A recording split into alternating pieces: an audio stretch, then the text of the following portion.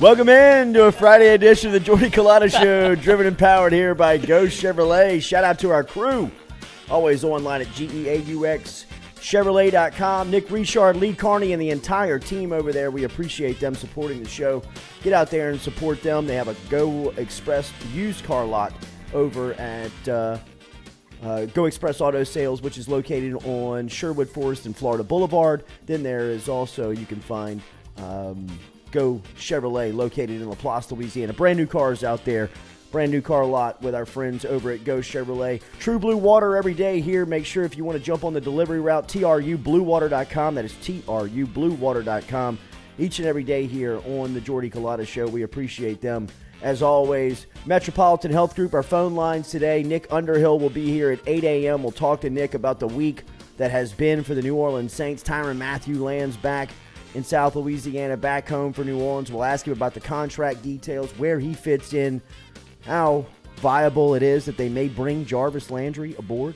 We will talk all about that with Nick Underhill. If you have a Saints question, jump inside of the chat, and we will ask Nick coming up here in less than an hour from now, as Nick Underhill will be here talking Saints from New Orleans. Football. Nathan Velasquez makes his trip back here to the Jordy Culotta Show, as he was out last week doing some. Could have been out last night. Probably out last night. Could have been out last night. We'll ask him about what's going on in the city. It's no hot art, cool night, but New York's fine. Coming up tonight, if you are out and about, Baton Rouge, right here on Government Street. We're located on Government Street over at FM Digital Media. We will be a part of Hot Art Cool Nights, which is kind of the spring edition of White Light Night down here in Baton Rouge. So if you're moving around and you're out at White Night, Hot Art Cool Nights, whatever it is, jeez. Yeah, Government Street. Come on Government down. Street from 6 to 10 o'clock tonight. We'll have the doors open.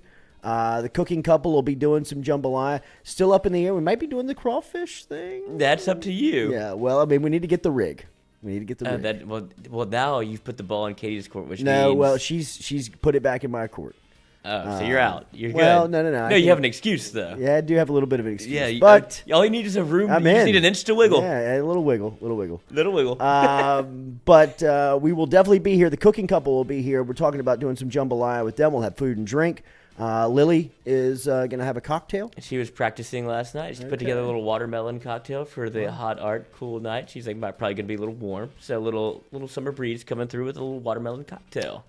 Depends on the crowd and moving around. We may go live here for a little bit. May have a little bit of a impromptu live session from over here at FM Digital Media, as we will be out tonight for the Hot Art Cool Nights. So if you're around on Government Street, swing in, stop by, say hello. A 1 minute segment, everybody. Yeah, we have. You know what? We have open auditions. We'll have some merch for sale too on at the facility as well. So if you got some mic'd up hats, we got some mic'd up sweats, we got some mic'd up hoodies, t-shirts. Culotta Show stuff. Yeah, the Culotta Show will be here as well. Yeah. And speaking of mic'd up, they're doing their watch party at Uncle Earl's today.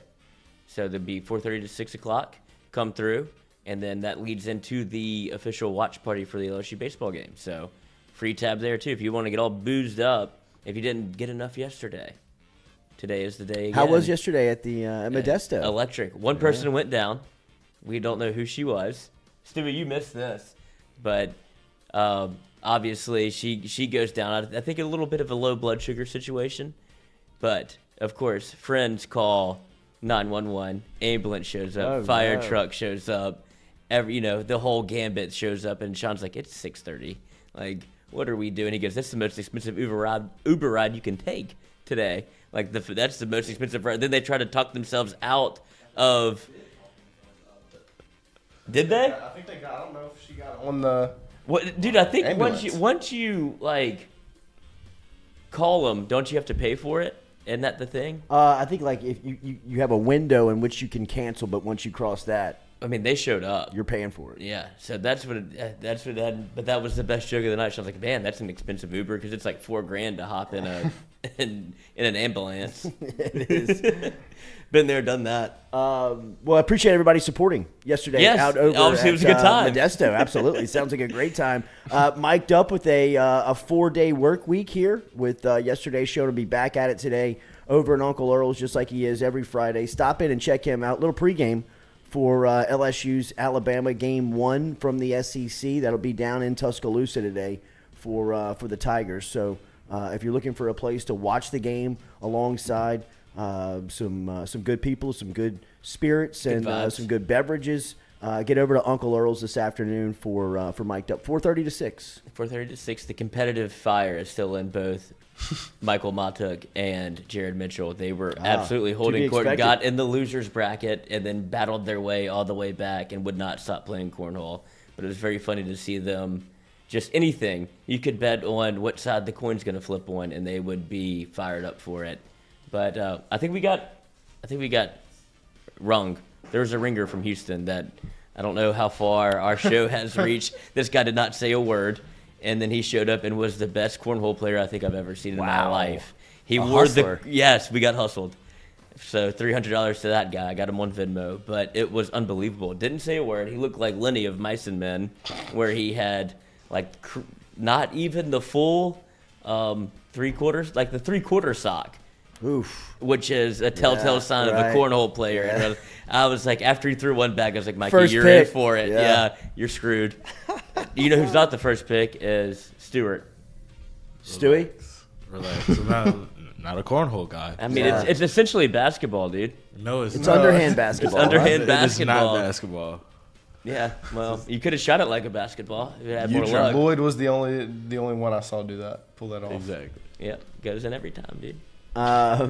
So we'll talk New Orleans Saints with Nick Underhill coming up here in an hour. I mean, my cornhole skills are terrible too. I just don't have I the don't like the patience for it, game. man. I don't like Right. it. Just don't have the patience for It's it. not my thing. I don't have I the don't pa- know. How do you score it?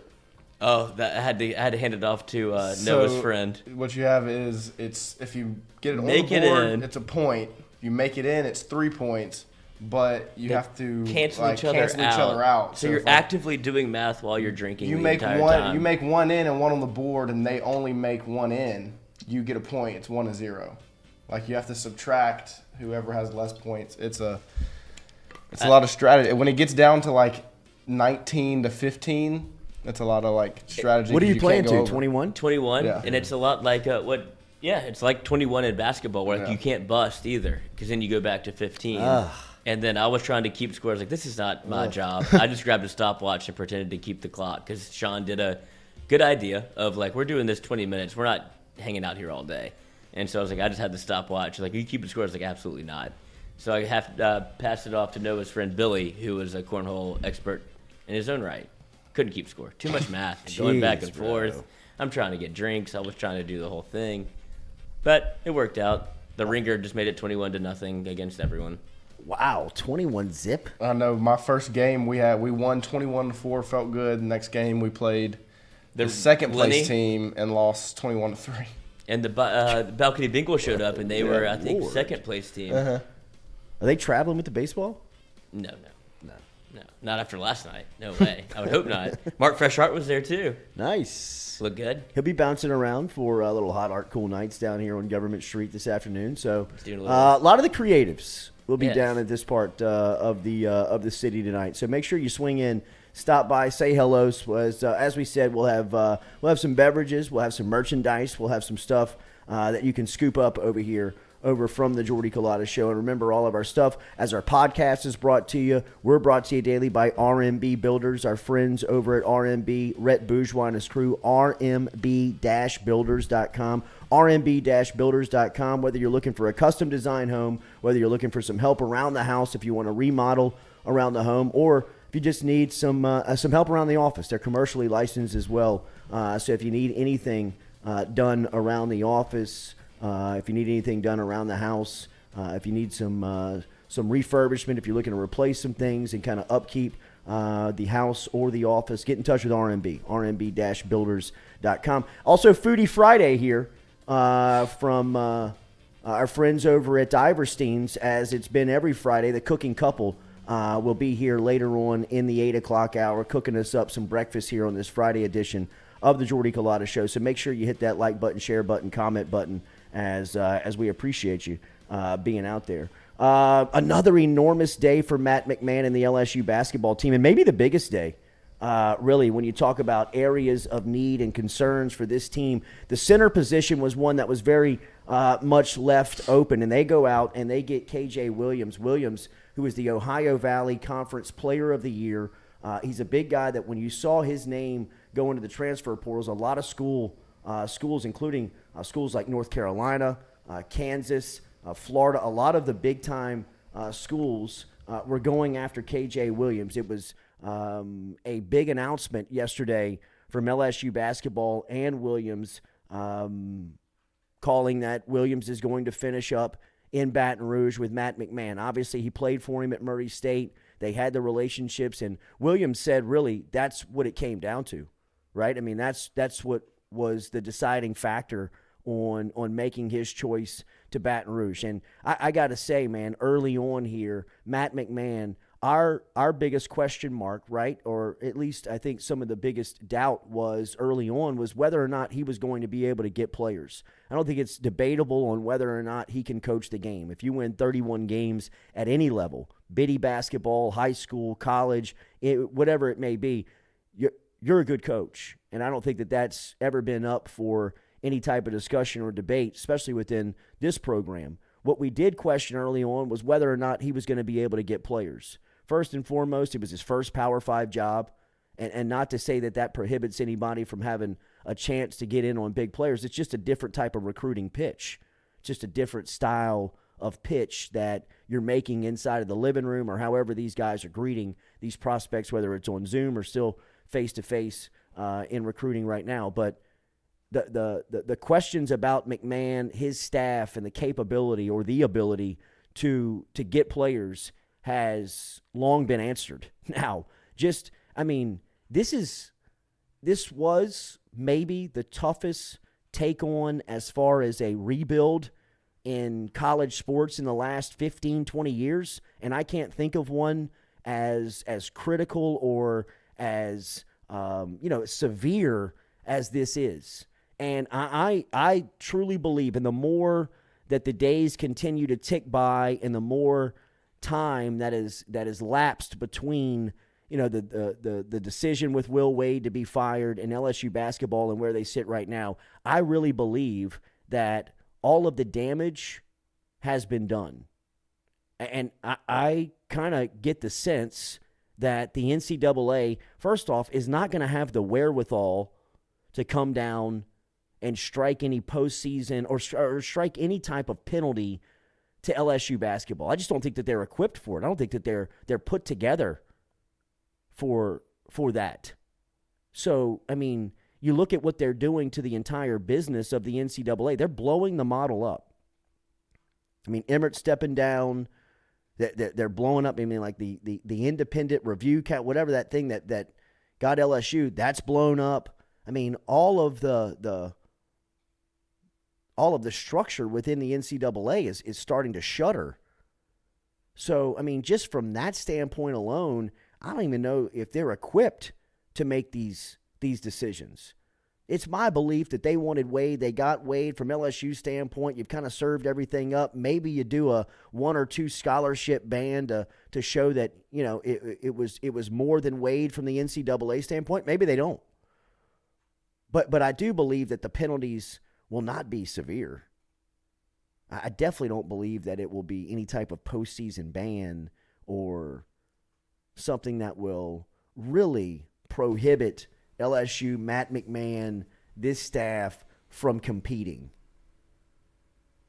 And it feels like, and I don't know this, but they may have some inside track on that because, and I'm not trying to discount the job that LSU basketball and the staff has done, but maybe they know the message or the sales pitch, like kind of what the future may hold. And they may not know it for certain, but hey, look, we're getting an idea, if you're speaking from the standpoint of LSU basketball, of what's going to be.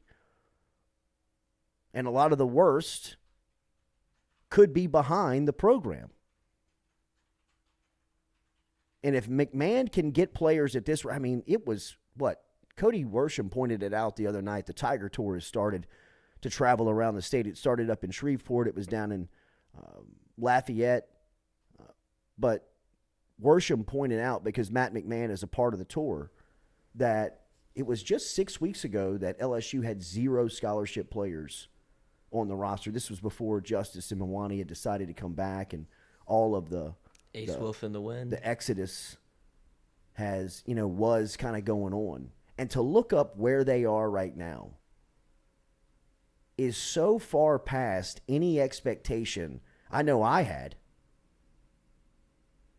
I mean, if they get Adam Miller, and signs are pointing that they have a really good chance of landing Miller back in the program, I think that this feels like a postseason competitive type team. Now, whether or not they'll be able to play in the postseason, like we said, is still yet to be determined. But on paper, this feels like a really competitive group. I mean, after the news yesterday, KJ Williams, which by all accounts is a really solid, big-time player, averaged 18 last year for Murray State. I mean, but just big, 6'10", does the dirty work, boards the ball, is able to run, scores. I mean, he wasn't doing it at an SEC level, but, I mean, that size, athleticism, and skill travels. And like I said, when his name was in the portal, I mean, there were schools like North Carolina. I think North Carolina might be the preseason number 1. They brought everybody back. I mean, they're bringing everybody back. NIL. And they're trying to land, or we're really trying to land Williams. I think that was kind of LSU's stiffest competition. So it gives you an idea of what people believe or see in what Williams can bring to a team, to a program, to a locker room. And for McMahon to land him after the week that he's already had, or really kind of after the last 10-day stretch that he's already had, where he lands Jalen Reed, the high 4-star recruit, Tyrell Ward, the 5-star recruit. You know, even being able to bring back Justice Williams and Mwani Wilkinson, what that kind of means to the overall stability of the program, to go along with the other guys that Parker Edwards that you're able to put into the program, right? Like, Trey Hannibal or Fountain from Mississippi State. And then, you think about what could be with Adam Miller. And if Adam Miller commits back to LSU, to me, there's no reason why this team can't be competing for a tournament spot here in year 1 with Matt McMahon. And, man, that the job that he and his staff have done over the last 6 weeks is so impressive. It really is. Just coming from where LSU still kind of resides, still kind of sits. From our point of view, I don't, the people listening, and from even our point of view, I don't know what he's selling. I don't know what he's telling these players of what the future looks like at LSU basketball. Like I said, I don't know if they have any inside information of what could be or what the potential of penalty looks like. But if you just step away from it and you look at the situation and you look at what's going on in Indianapolis with the NCAA, and you look at what's already happened in Baton Rouge from an LSU basketball standpoint, a lot of the damage, or I say it's not necessarily damage, but a lot of the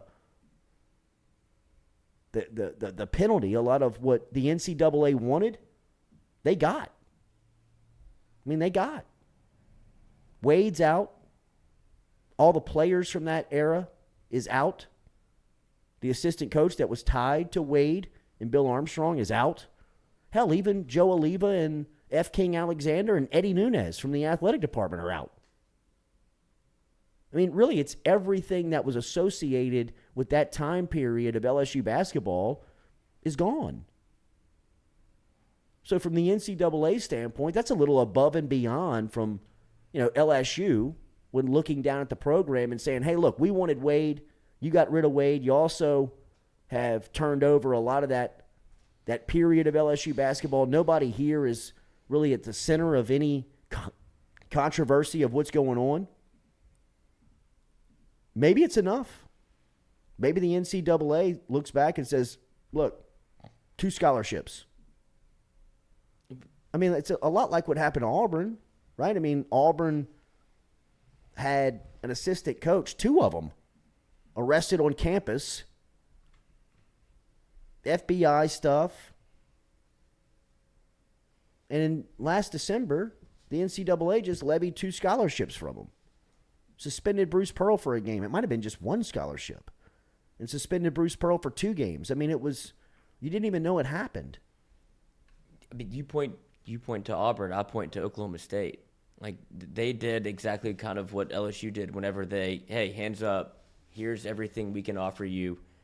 We feel caught. Whatever. We're going to say, okay, you want to play the game. Here's us kind of kowtowing to the NCAA. Oklahoma State gets a postseason ban for something far less than what LSU did. That's the only thing that makes me concerned. But when you look at what's happening at LSU with Matt McMahon getting these guys to come in, he obviously is selling something that you can't be selling hey, we're not going to be able to play in the postseason this year. He's selling a message that LSU basketball is going to pick up right where it left off in terms of, hey, we're good. We're going to get players. We're going to be able to make a run in the postseason tournament, Sweet 16, LSU basketball is what kind of the foundation has been laid down. But does that not concern you at all, the fact that your fate is in the NCAA's hands and they can kind of decide to do whatever they want? Oh, absolutely. I mean, I think that's nerve-wracking for any program. I think right, that's nerve-wracking. And but, that's why you didn't want to play the game in the first place. Well, that's why you ignore them. Maybe so, but like we've always kind of lauded and talked about with, Scott Woodward. At some point, the personal relationship between he and Mark Emmert has to pay off for LSU. For as much trouble as LSU was facing or looking at from the NCAA, and LSU still being able to navigate coaching searches, still able to navigate recruiting, still able to navigate through, kind of the thicket of NCAA sports over the last couple of years, knowing and having that cloud hanging over LSU's head. I got to imagine that there's some type of silver lining of inside information that Woodward can take away. Now, Emmert, look, man, he is powerless. And from his body of work has become really a punchline. I mean, if you haven't read Dan Wetzel's piece yet about the NCAA and Mark Emmert under his leadership, I mean, take a look at it. It's not a hate piece. It's just kind of the facts of what has been accomplished and what has been done during his time on the job, and it's not much. I mean, in fact, it's a lot of regression rather than any progression. So, maybe Emmert doesn't know. Maybe even within his own organization, he has no idea of what could be. But I do believe that, on a back porch somewhere at some family get-together, that Emmert and Woodward shared a cigar and a drink and said, if we get rid of Wade, would that be enough? And if we do, and I bring the next guy in, what's he looking at? I just believe those conversations have happened. Maybe they haven't. But the way that LSU operates and the success that McMahon is having, I'm not saying that it's because he knows. Look, he's great at what he does. But there's just so much competition out there for these guys that there has to be some sense of security of, hey, look, it's all figured out. Or it will be. And a lot of what we gave Will Wade credit for, I feel like Matt McMahon's doing the exact same thing, being able to get his guys back into wherever he's coaching. Like it is Will Wade, like you saw the exodus from LSU basketball when Will Wade left, but now you see the incoming of players that are following Matt McMahon back to his program. So he's obviously has that same relationship with players now, albeit at a lower level. That's fine, but him being able to have that relationship with players from Murray State that still will go through heaven and hell to go play for him again has to have some sort of confidence. And at least it instills it in me. Like, I don't know how good these guys are, but for him to be able to get 4-star recruits and then bring back guys that could have gone anywhere in the country, like you said, like North Carolina's recruiting you, that's a massive coup for Matt McMahon to be able to say, no, come to LSU, and they want to follow him here. On3 broke the story yesterday with KJ Murray landing in Baton Rouge, and the exact quote from Murray the exact quote from KJ Williams to On3 Sports is this: I chose LSU because I have great relationships with the coaches, and it's on a bigger stage where I know I can play. Me being in a position I'm in, I know I can play in the SEC against the top players in the country. So, I mean, the top line right there tells you, I mean, it's about the relationships. It's about Matt McMahon. And look, man, those are some of the early tests that I think a lot of the fan base and, people that are evaluating the program were looking at. Is he going to be able to bring players in? Forget the sanctions. Forget the penalties. Can you just get into the living room and win? Can you do it at this level? Can you do it at this caliber of prospect? And that's no disrespect to anybody, because I know that they've got coaches on staff, and they've got, they're all basketball coaches, so they've all been looking at talent for however long they've been in the game. But when you're at Murray State, you're just recruiting a different player than you are at LSU. But it's been proven in a very short time that Matt McMahon can make that transition, and the message is able to translate in the living room to, hey, look, it doesn't matter what league, whether it's the Ohio Valley or it's the SEC, they're going to coach you up and be competitive.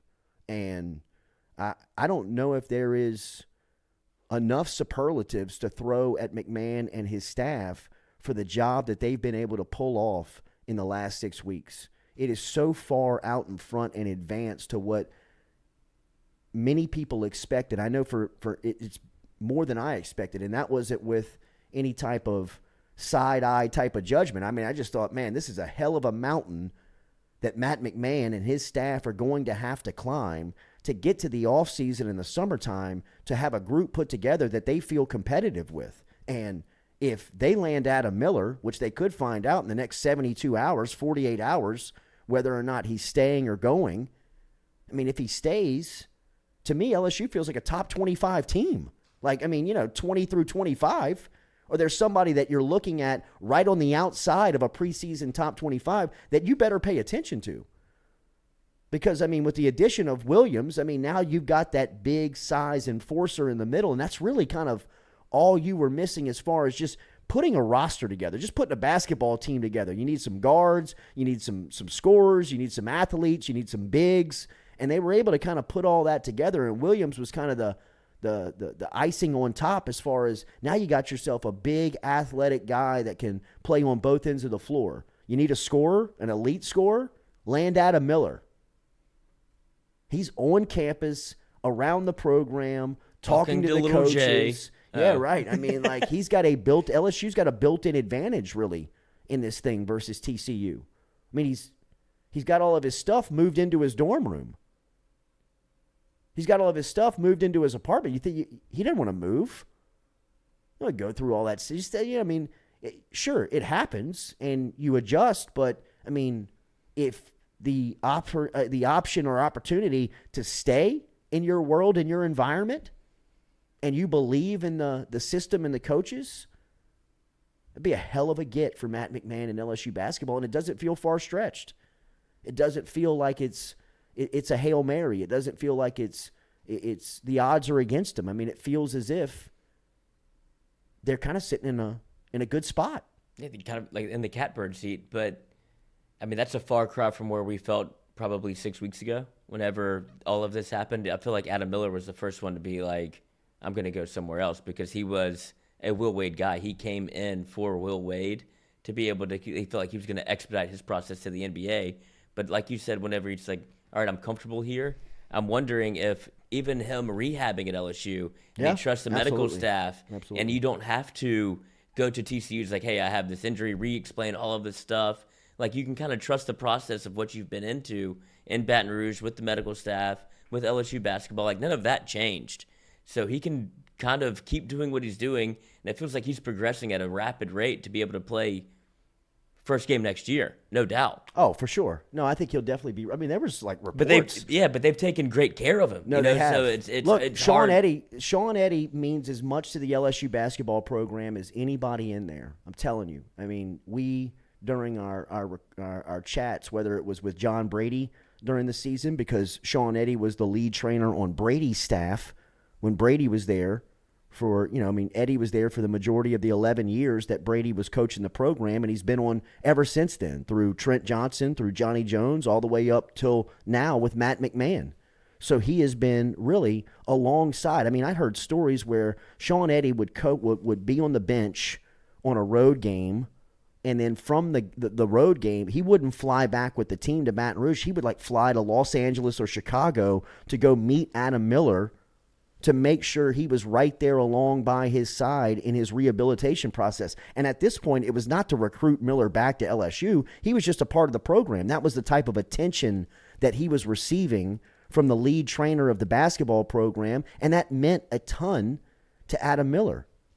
And not only did it mean a ton, Miller and Eddy are able to kind of form up a personal relationship during that time, which means a lot to Adam Miller. So it's not just leaving your friends on the basketball team.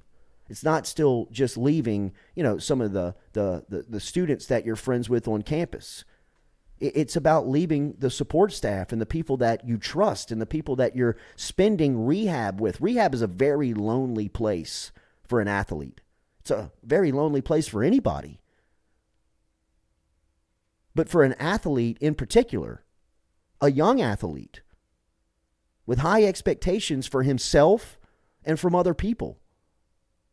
And during that process, when you're just laying on the table, going through these workouts and stretches with your leg and trying to get it back into, 100% to be able to play. I mean, you're having conversations. You're telling people, you're telling Sean Eddy about your life, about what you're going through, about your forming relationships, your girlfriend, your academic, whatever it may be. Just what's happening in every day of your life. So, I think that's a built-in advantage for Matt McMahon and LSU with Miller. But, I mean, look, man, Cody Toppert, Ronnie Hamilton, Casey Long, all these guys, LSU's basketball staff, and, of course, Matt McMahon, the job that they have done in the last 6 weeks, it can't be overstated how good it is, man, how good it has been. So it was hell of a get for LSU.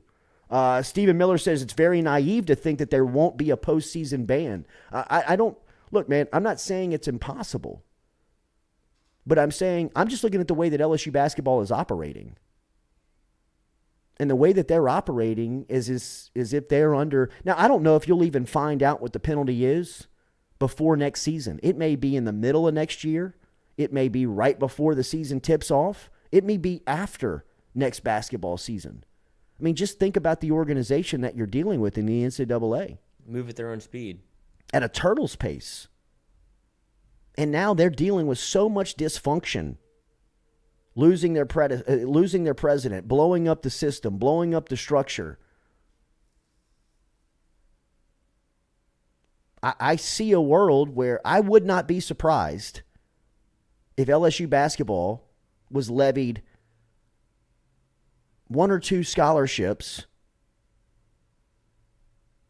and move on.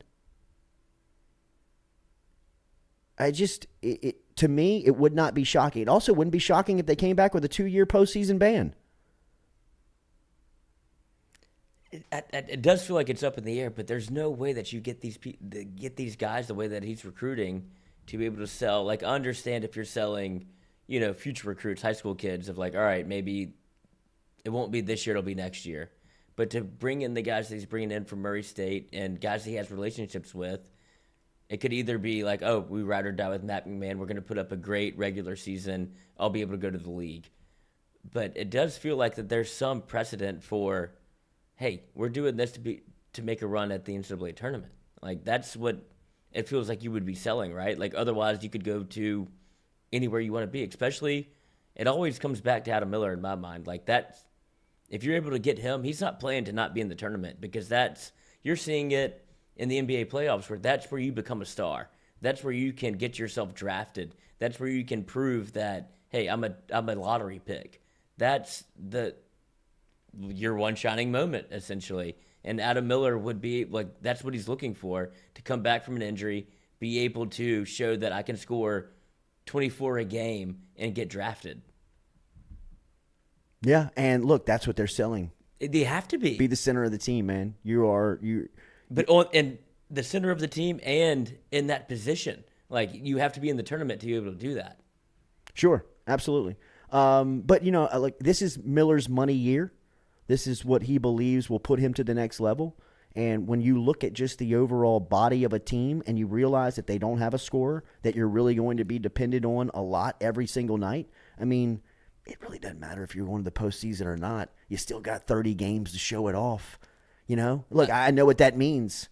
I know what that postseason means, and we all have seen that tournament. It's as good as sports can provide, right? But from the player standpoint, their one and only goal individually is make it to the next level. Right. And getting to the next level is showing you my skill set, where I'm coming from, and LSU really does give them a great opportunity to show off. There's so much playing time available. There's so much opportunity to score available. And like, where they were a couple of weeks ago, I know that we were, I just never thought that they could get here. That's on me. You know what I mean? Like, that's no, we were jaded lovers, so. Sure, at the time, but I mean, I wasn't discounting Matt McMahon's style, ability, or his opportunity that he had. No, it was more recruiting towards LSU basketball, and it felt like you had to do what Will Wade did to make it relevant. And now Matt McMahon's doing it on another level as well. Maybe we discounted what LSU basketball is, or the SEC, what it's built up to be, because of all of the talent and the coaching, and it's become probably, the best conference in the league? Maybe? Like LSU, the SEC is where you want to play. I think the Big 12 is sneaky good. I mean, like, you looked up last year, the Big 12 was having a really good basketball season. The ACC, obviously, with who they have just from a name recognition standpoint. But the SEC, right now, if you look at it, they have the best facilities. They have the best coaches. Most money. They've got a lot of players that are coming out of this league now going to the league. And, yeah, they've got the money. They've got the resources. They've got what it takes to be relevant in like, all the best coaches in college basketball are in the SEC. I mean, it feels like, like the bulk of them. Well, yeah, everybody else was kind of old guard that is not built for whatever the NCAA transfer portal is, name, image, and likeness. They all left. Roy Williams left because I can't do it. Coach K can't do it. Like, I can't deal with this. So you get a bunch of young, up-and-coming coaches, and that's what the SEC is built around in basketball. It's a bunch of young guys that want to grind it out.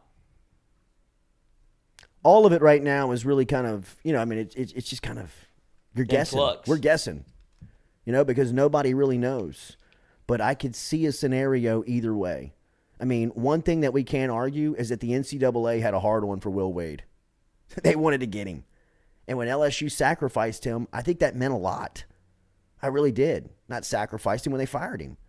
When they got rid of Wade, I think that went a long way in the NCAA's offices. And does it mean enough to get out of postseason ban? Maybe so. It wouldn't surprise me if it did. It also, if they came back and they said, look, they're missing the postseason for a couple of years, they'd say, well, I mean, maybe it was more about LSU than it was just about an individual. Because I think that the NCAA's petty like that. And I think they pick and choose where they want to set up, where they want to get their pound hand of flesh. out. Yeah, right. I mean, it's no exact science. So, that's the scary part about them. You know, I mean, that you're just, and from LSU standpoint, you're at their mercy. The Oklahoma State situation again, I mean, that was years in the future. Like, they didn't get the penalty until a couple years later. Yeah. And so, I mean, you know, they probably thought they were in the clear. And they have a whole new staff, a whole new team. They just got Cade Cunningham, who's the number 1 player in the country, number 1 pick. And then in the middle of the season, they find out they can't play in the tournament. You know, I mean, and so that's the scary part is we could go through these next 2 seasons thinking we're in the clear, and then the NCAA could just be like, oh, you know what, let's just do this because we forgot. Especially if you get good. Then they'll be like, wait, we have to levy a penalty. Right. Remember, Daily, we're brought to you by GoFlow, GEAUX, flowiv.com, GoFlow IV, located on Jefferson Highway with a discount code that you can use. If you mention the Jordy Culotta Show, they'll take 15% off of your initial visit over there at GoFlow. GEAUX, flowiv.com. This is Baton Rouge's best as far as IV vitamin infusion. If you want to find them, it's easy to find them on Jefferson Highway. Get in touch with them at GoFlow. Look, they take walk-ins. They recommend you make an appointment. Easiest way to do that is online. They got the calendar right there, the schedule right in front of you. You can choose when you want to go in. Very easy, man. Katie and I go in there when we get into GoFlow, get a lot of work done. So if you got a business partner, if you have somebody that you're looking to get some things accomplished with, it's a quiet opportunity to kind of unplug from the world and just talk about whatever's going on in the business, Twitter squares, whatever it may be. It's a good little getaway, but it also does you a lot of good as far as your energy, your sleep, whatever you may be looking for. You're looking to recover from an illness. This is a different way to find out and get vitamins infused into your body. It's easy to do it, man. GoFlow IV, GEAUX, flowiv.com, GEAUX, flowiv.com. Remember, our Foodie Friday segment is coming up here at the end of hour 2. We're looking forward to that, to seeing the cooking couple today. In fact, we'll talk to Nathan Velasquez coming up here at 8:30 this morning, as Nate will be back talking about the Chappelle show, the Hollywood Chappelle show. Dave Chappelle being attacked on stage at an act the other night. We'll talk about how much that was a carryover from Will Smith. Did you see that guy's elbow afterward? Oh my Good goodness. Lord. Yeah. Who Made an example, bro. I mean, was that Chappelle? I mean, he's all juiced up. Chappelle's jacked, bro. But I got to imagine that was his. I mean, when they got their hands on him, and they took brought him him to the back. Oh, There's what a tough spot to and like be you in. got Chappelle on the microphone, like kind of making jokes about it and saying You could probably hear. he's always wanted to stomp somebody out on stage. Get your licks in. I mean, the dude's elbow and arm, I mean, it was like an L. It was the other way around. It was like an L. I They mean, his bent arm it was like the wrong way. bent. Yeah, it was bent backwards. I hope. Well, He needs to go to jail for a long time. I mean, that's he needs to go to the hospital first. first. Yeah, 'Cause Man, he's you gonna have to- handcuff him to the bed. If you thought it hurt when it happened, imagine it having to go back the other way. They're gonna have to do the exact same thing. And Chappelle got his licks in. Good for. I mean, I guess you do call him to the bag, like, "Hey, do you want 1 or 2 on him?" Like, you absolutely kick to the ribs. Put a finger in his beer. It was creepy the way he got to him, though. I mean, How did he get up there? I guess he was sitting close to the stage because it looked like he kind of like scaled the stage and kind of like crawled up, and then because Chappelle confiscates phones. Yes. Well, everybody had a phone though. At his events. So I mean, not everybody. There was just we saw the video coming out. There's from every angle. Yeah, but I mean, like you're supposedly not allowed to have 2 phones in Chappelle's show. Like he takes all the phones up. That's why the first one that like TMZ had was like a grainy cell phone video from the back. But I mean, man, that's from like a stand-up comedian or some type of solo act standpoint. That's scary. That's the Monica Seles. I mean, that's the scariest thing that you could imagine. I mean, Monica Seles was attacked by a fan at, I believe, Wimbledon or the French Open. Somebody came out of the stands and stabbed her in the back of the neck. Oh, I did not know this. Oh man, I mean, it was. I just think of the Nancy Kerrigan, Jeff Gillooly. That's the one I remember Absolutely. the most. But I mean, the Monica Seles stabbing. I mean, it's one of the eeriest. So it happened during play? Absolutely. Like on the court? Absolutely. Somebody came out of the stands, walked up behind her, and like put something into the back of her neck. I guess there's nothing to stop that from happening in tennis. All you have is like 12-year-old boys gathering tennis balls. Like, that's not the best security you could have. You definitely have security guards sitting behind the players' seats so nobody can get to them, right? I mean, that's exactly. I mean, she was sitting with her back turned towards the bleachers, and somebody just walked up behind her and, I mean, put a knife in her back. Top women's player. I'm going back to this. I'm reading. This is coming from. This happened on April 30th, 1993. I'm taking this from History.com. Top women's tennis player Monica Seles was stabbed by a deranged German man during a match in Hamburg. Hitler. The assailant, a fan of German tennis star Steffi Graf, apparently hoped that by injuring Seles, his idol Graf would be able to regain her #1 ranking. Talk about nuts. Crazy. Seles became the youngest woman to win the French Open in 1990 when she defeated #1 then Steffi Graf in the finals in 91. Trying to go back and find the incident. But, I mean, that's the scariest I've ever heard of. It is viewed as the greatest scandal in the history of tennis. Happened to her on April 30th, 1993, when she's playing a quarterfinal match against Bulgarian Magdalena Malieva in Hamburg. During a drinks break in the second set, Salinas leaned forward to have some water. When she felt a sudden pain in her back, she turned around and saw a man with a cap sneering at her, Guntar Parche. An obsessed fan of Steffi Graf jabbed a 9-inch long knife in Monica's back. 9 inches. Damn. It hurt a lot, she said. But she didn't understand what was going on. He charged at her again. At the time, no one thought someone could attack a player on a tennis court. It was the beginning of the 90s, and terrorist attacks weren't common. No one saw matches as risky and were in need of special security, after which security happened.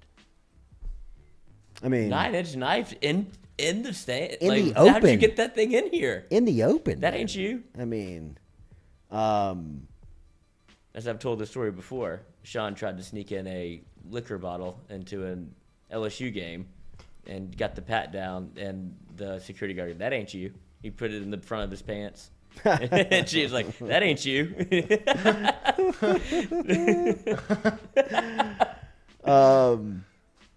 But I mean, That's why we bring Stewie to games that now. is the scare. That is, yes, Stewie, lead us in. Graybeard. What is that, a fifth or a sword? I've got both. one, yeah. Excuse me, sir. Excuse me. But I mean, like, I'm trying to think of what is the scariest from, all sports. I guess the Malice in the Palace would be, from an NBA standpoint, the players going into the stands. From a tennis standpoint, the fans coming out of the stands, like golf. You know what I mean? There's a lot of opportunities on a golf course for a crazy to be able to reach out and touch someone, or just walking down the fairway. There's no security. I mean, if you just wanted to, just pop under the rope and start sprinting at somebody, You could. It's going to be tough for somebody to react and make a move to break that up. That's on the caddy. It's on the caddy, Yeah, for sure. You got 15 weapons in the bag over there. But, I mean, you saw it happen with John Daly. It was obviously fun. It was a naked girl that had an arrow pointed down at her cojones, say the 19th hole, after he was winning a golf tournament. That's great. That's what you kind of want to happen. But, I mean, it's a catch-22. I'm trying to think of just moments that have looked like they were about to get scary, but they kind of played out what they weren't. I mean, think about the NBA playoffs. The first round of the playoffs, you had people storming on you had people taping themselves to the goal, Gluing their hands to the court. You had people storming in the middle of a possession. Well, how about the security guard? That's what I'm saying. He was on side eyeing her, bro. He was Make ready. your move. We're ready. It was like that cop that tackled Baker Mayfield. Oh, that's a bad look for Baker. That was a bad He look couldn't shake it. for Baker. I mean, Bad draft tape. yeah, slow first step. Slow first step. Don't know if he has the wiggle in the pocket. Or we more thought of he a had. scouting report on the cop. Cop. Sign him up.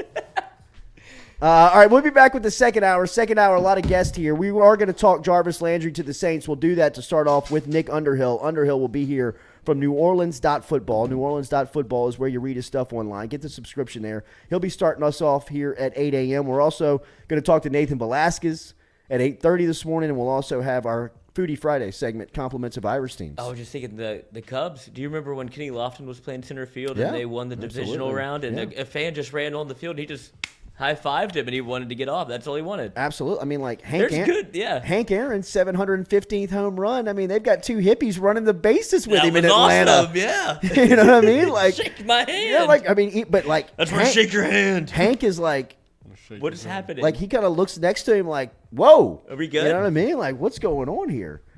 And then the night disco died.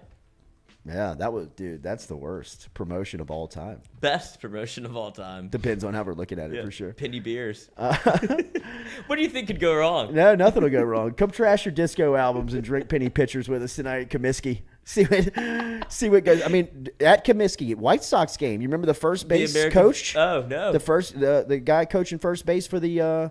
It was either for the White Sox or for the Kansas City Royals. It was the Kansas City Royals playing the Chicago White Sox, and somebody in Chicago jumped out of the stands, ran onto the field, and beat the hell out of the first base coach. Or you send him on a steal? I don't know. Yeah. I don't know, man. What are you doing sending him? There's 2 outs. I don't know.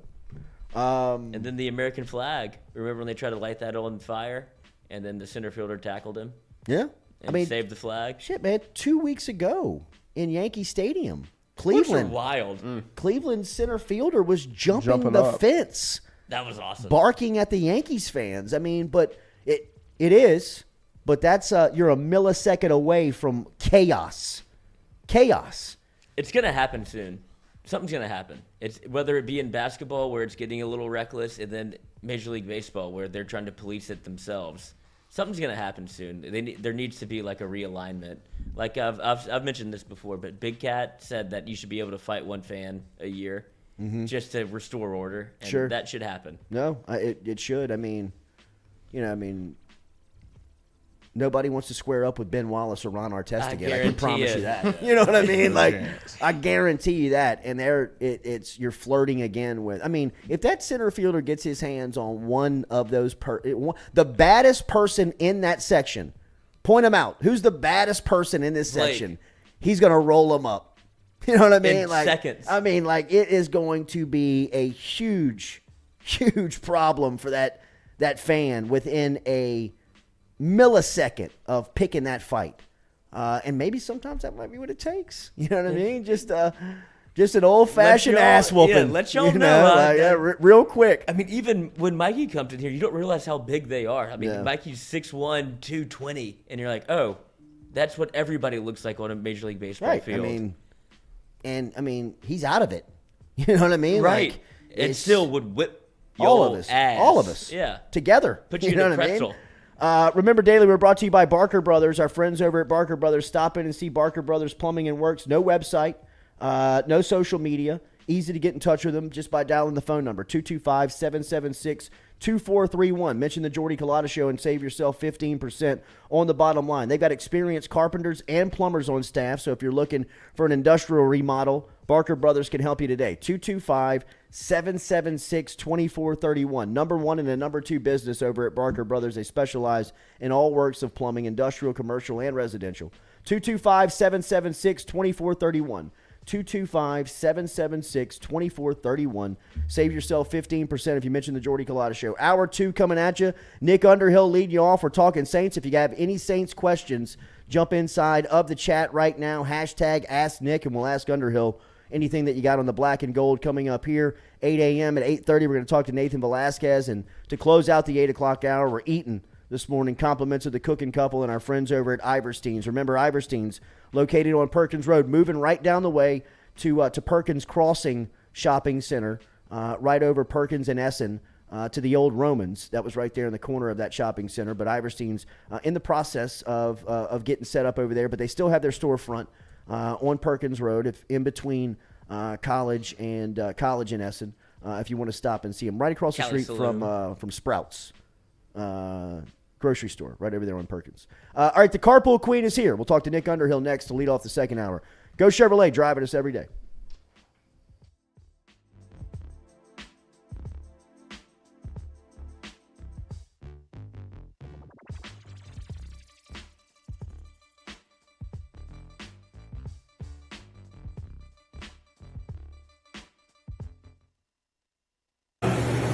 we'll go from there.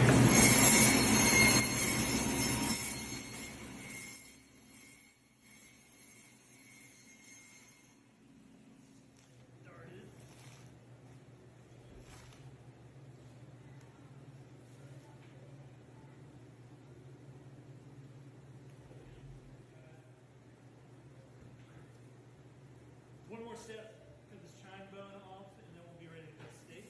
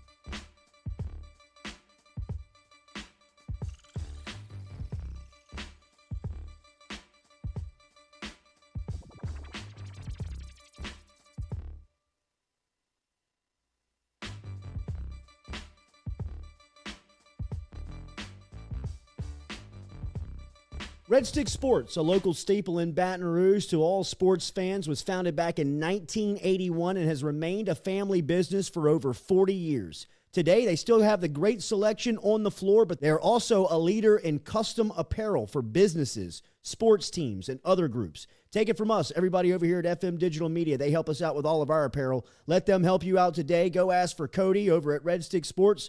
Check him out online at redsticksports.biz.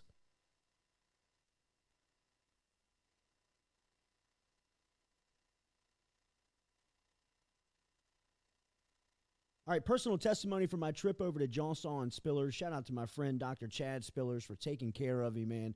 I had to have my front tooth, a tooth implanted on my front tooth, and it was a hell of an ordeal, but Dr. Spillers and the crew from Johnson and Spillers made it as easy and seamless as possible to work with and have taken the final product, and it is absolutely beautiful. Learn more online at johnsonspillers.com. Whether you're looking for Botox or you need help in any type of dentistry, whether it is dentures, night guards, if you're looking for Invisalign, if you're interested in implant dentistry like I got, you can get in touch with Johnson Spillers. Online, johnsonspillers.com. 2 locations, one in Gonzales, one in Baton Rouge. Easiest way to get them, online at johnsonspillers.com.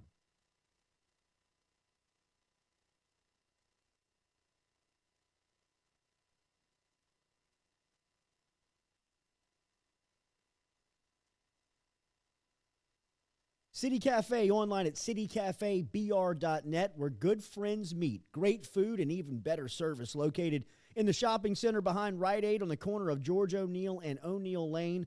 They cater for parties, big and small. Sundays, they serve a fantastic brunch that starts at 10 a.m. They have daily lunch specials. And remember, you can look at everything online at citycafebr.net.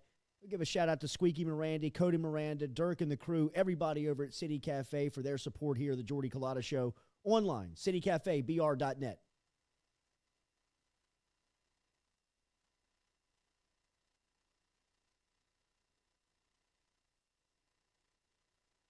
True Blue Water, true hydration at its finest. Right now, you're only a few minutes away from getting your 5-gallon water delivered to you, just like we are over here at the UDL. All you got to do is log on to truebluewater.com. That's TRU, bluewater.com. The website's fantastic over at truebluewater.com. You can get your service and find out how quick it is. You can schedule a delivery, even hop on the billing system right there at truebluewater.com. TRU, bluewater.com.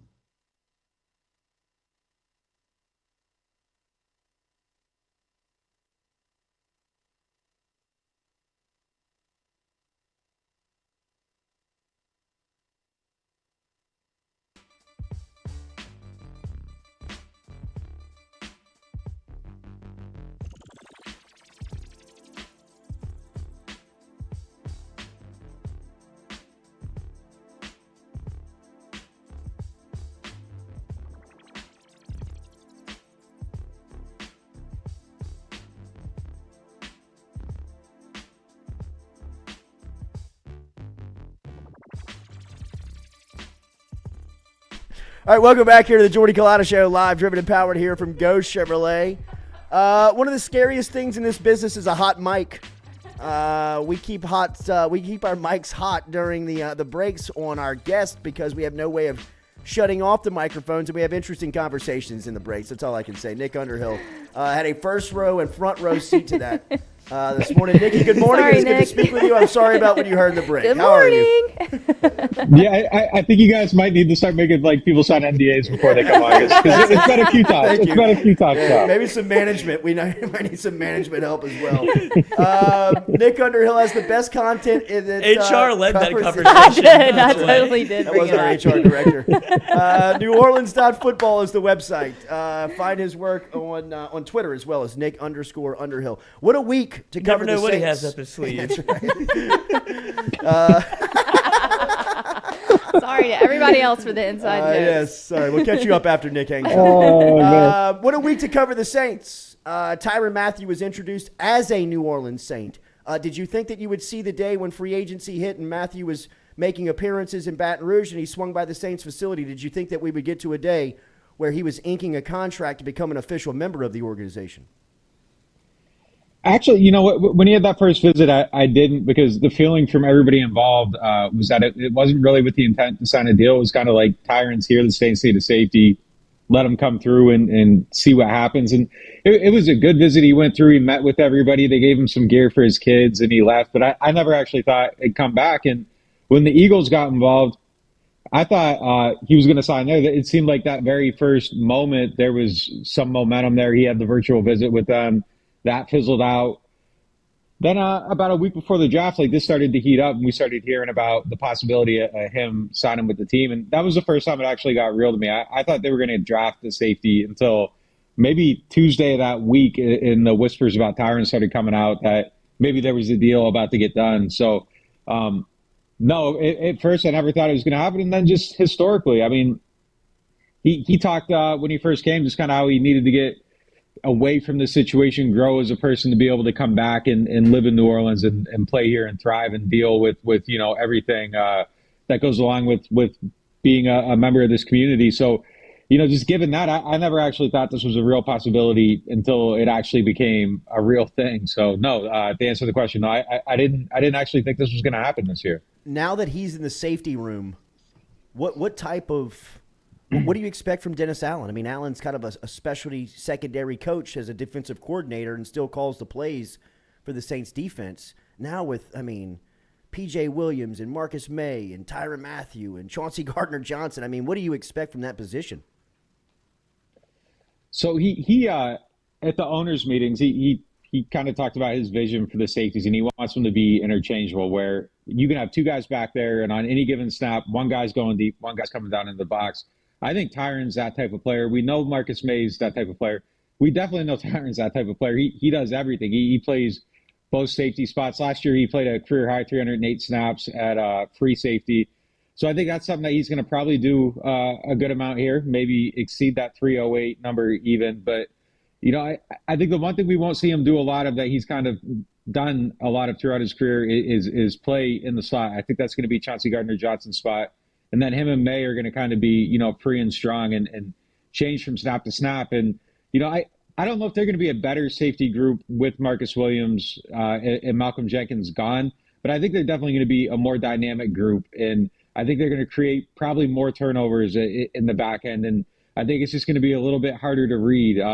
You know, losing Marcus Williams' range is something that I don't think they're going to replace very easily. But I do think that we might see an evolution, too, of them doing more looks with two safety shells. Last year, cover one was their primary coverage, and then quarters, which shows two guys, was the secondary most coverage. I think we might see more cover two, which is a two safety shell, more quarters, which is a two safety shell, than cover one and cover three, which has a single high deep, because you are losing some of that range. So I think we'll just see some evolution of that defense. And we've seen that with DA's defense before. When he first came here, they didn't play a whole lot of quarters coverage. And then over time, getting Marcus Williams, getting different safeties where that's their strength, he made that more and more part of what they do. So he's not somebody that's so static that it's like, this is my scheme and we're going to play it this way and I got to find guys to fit it. He gets his guys and then kind of builds around them. So I think holistically, we might see a different look in how they approach defense moving forward. I believe the majority of the organizations in the NFL would like to have one personality in their locker room that was similar to Cam Jordan, Demario Davis, or Tyrann Mathieu. You put all three of those guys on the same side of the ball in the same locker room. What type of leadership do you expect? I mean, the Saints have always put a premium on that and have pretty well, they've always been pretty strong in that department. But, I mean, those three guys feel like revolutionary members in that department. The thing about Tyrann Mathieu, I think, that's kind of like stunning about him as a football player, that like people who've never talked to him know that he's kind of like a leader of his teammates. And you just know that about him. You hear him talk and you just know that he's somebody that people get behind. And he has a gravitational pull, I think, in the league that you don't really see with any other player. I think players just kind of want to, you know, even on social media, the way people react to him, you see how players and other people react to him, and it's different than how they react to other people. Like, he has a truly special quality. And I remember the year they had that Cardinal show on Amazon, and he was on there. And, like, guys in the Saints locker room are talking about Tyrann's ability to be a leader and just how impressive it was to kind of see behind the curtain and how he was with his teammates. So I think that's something that he's going to bring in, you know, high doses to this locker room, is that leadership. And I think it's needed, losing a guy like Terron Armstead, who was a major leader in that locker room.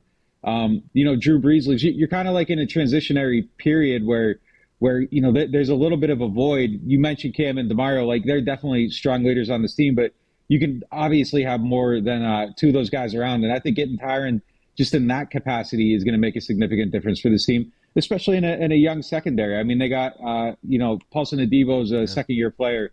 Alante Taylor's coming in as a rookie. So just to have him in that role, I think is going to help. And then beyond that, I mean, he's still a really, really good football player. He was an All-Pro 2 years ago. I mean, so I think that they, like I said, it's hard to say now that they upgraded overall at the safety position, but I think it's definitely going to be dynamic both on the field and, you know, in the locker room. NewOrleans.football is the website. Get the subscription today. There's a ton of news coming out. OTAs are about to start. Rookie minicamp coming up. There's a lot on the schedule that you need to keep up with New Orleans Saints football, and the only way to do that is with Underhill and his staff over at NewOrleans.football. All right, they got Mathieu in the building, which feels just almost like a dream still. How close are they to maybe working something out with Jarvis Landry? You guys are greedy, man. Yeah, we are, man. Zach Mettenberger can play scout team quarterback if they need him. What do you have to do to get Joe Burrow? I don't think the door's closed. I think the door's still open on that possibility, but it sounds like there are other teams involved in it. I don't know that there's been a momentum shift or anything like that in recent days, but I think if it's something that were possible at the right price, they would be open to that. And look, I think there's still room for another wide receiver on that group. I mean, they did just get Chris Olave. He's been working out with Michael Thomas, which I think is a huge thing that those two guys are on the same page, because Mike kind of needs to bless whoever comes in and be good with whoever's on the team, especially a young guy. And the fact that there's a relationship there, I think, is huge for this team. But after that, I mean, Traquan Smith's a solid player. Marcus Callaway is a solid player. And I think they're fine going into the season with those guys. I think it's a fine wide receiver room. But you could definitely add someone like Jarvis Landry to that mix as your set, you know, third guy behind Mike and Olave. And, you know, in that situation, you're loaded and everything's in place. But if they can't get them, I think they're okay. But like I said, at the right price, I think there's still the door's still open. You know, you can come here if you want to be here at this number. But I don't know that there's been a groundswell moving towards that direction or anything in recent days.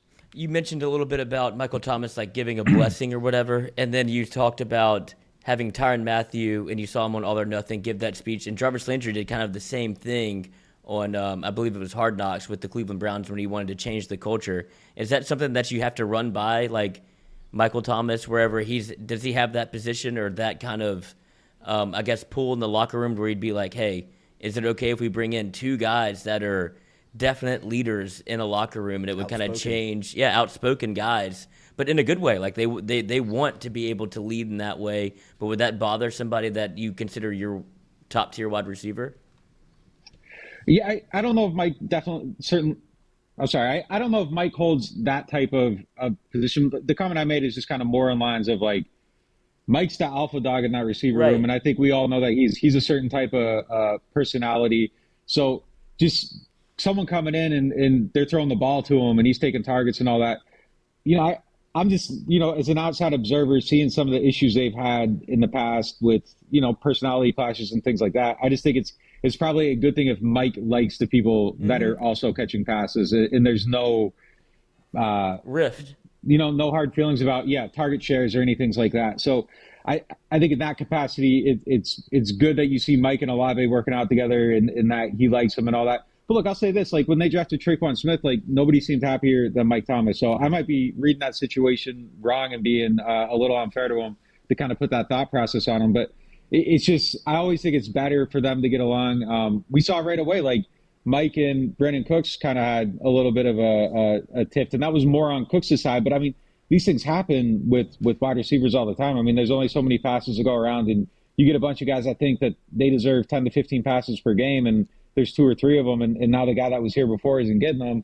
It can be, something that you need to just, make sure is, everybody's on the same page. So just the fact that they're entering on the same page, I think, is a good thing for this team. Nick, it seems unanimous that everybody loves Alave, the way he fits into the offense and just kind of the dynamic that he's able to apply alongside a healthy and motivated Mike Thomas. How about that other first-round pick, Trevor Penning? I think that, I haven't heard a lot about where he fits in and kind of what the expectation is for him in the first season, but I know he comes in with a lot of, high praise. I think that the Saints feel like they got a steal at 19 with him. So he's someone that I think can be really good in time. His athleticism is unbelievable. I mean, for a guy his size to be able to run sub-5 in the 40. And if you look online, there's videos of him, and there's not a lot of 300-pound, 320-pound, whatever guys that can do windmill dunks. And there's videos of him doing stuff like that all over YouTube, which is crazy for someone of his stature. But I do think that he has a little bit of development that needs to be done as far as his game. I think he's quite raw. There's a lot of stuff where just his technique looks a little bit off. So I think there's going to be some coaching that needs to be done, but he has the right mentality. He's somebody that kind of has like a seek and destroy mentality as a blocker, especially in the run game, which I think will bode well, especially like in those outside zone schemes that the Saints run, where you kind of got to get down the field and find somebody to lay out in the second level. So I think he's going to be somebody that's kind of like a mauler in that regard, and playing on the left side with Andrews Pete, who, despite what you might think of him as a pass blocker, is tremendous in the run game, getting down the field.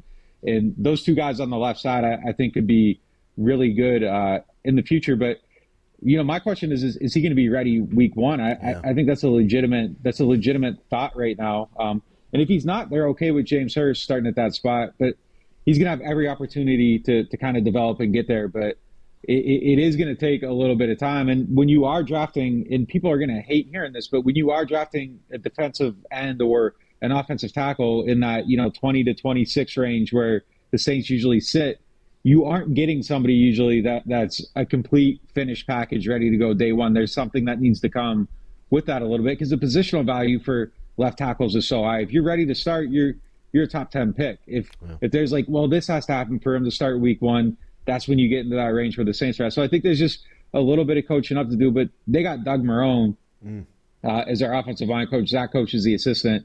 Doug Marrone, that's probably the best offensive line coach in football, period. He's a multi-time head coach. You get him as a positional coach, not as a coordinator, a positional coach. You've really come out ahead as a team. So I think if you're getting somebody that needs to be coached up a little bit, they have the perfect people there to do it. And I would bet money that he's ready to go week 1, but I think it is something that is at least a little bit up in the air. Nick, Alante Taylor seems like another interesting name, a second-round pick out of Tennessee, and back to the defensive side of the ball, and specifically in the defensive backfield. How did you like that selection and where he fits? It surprised me a little bit, honestly. I wasn't expecting him in that range. A couple days ago, I watched every play from the season before, and you start to see it. He's got good size. He's got good speed.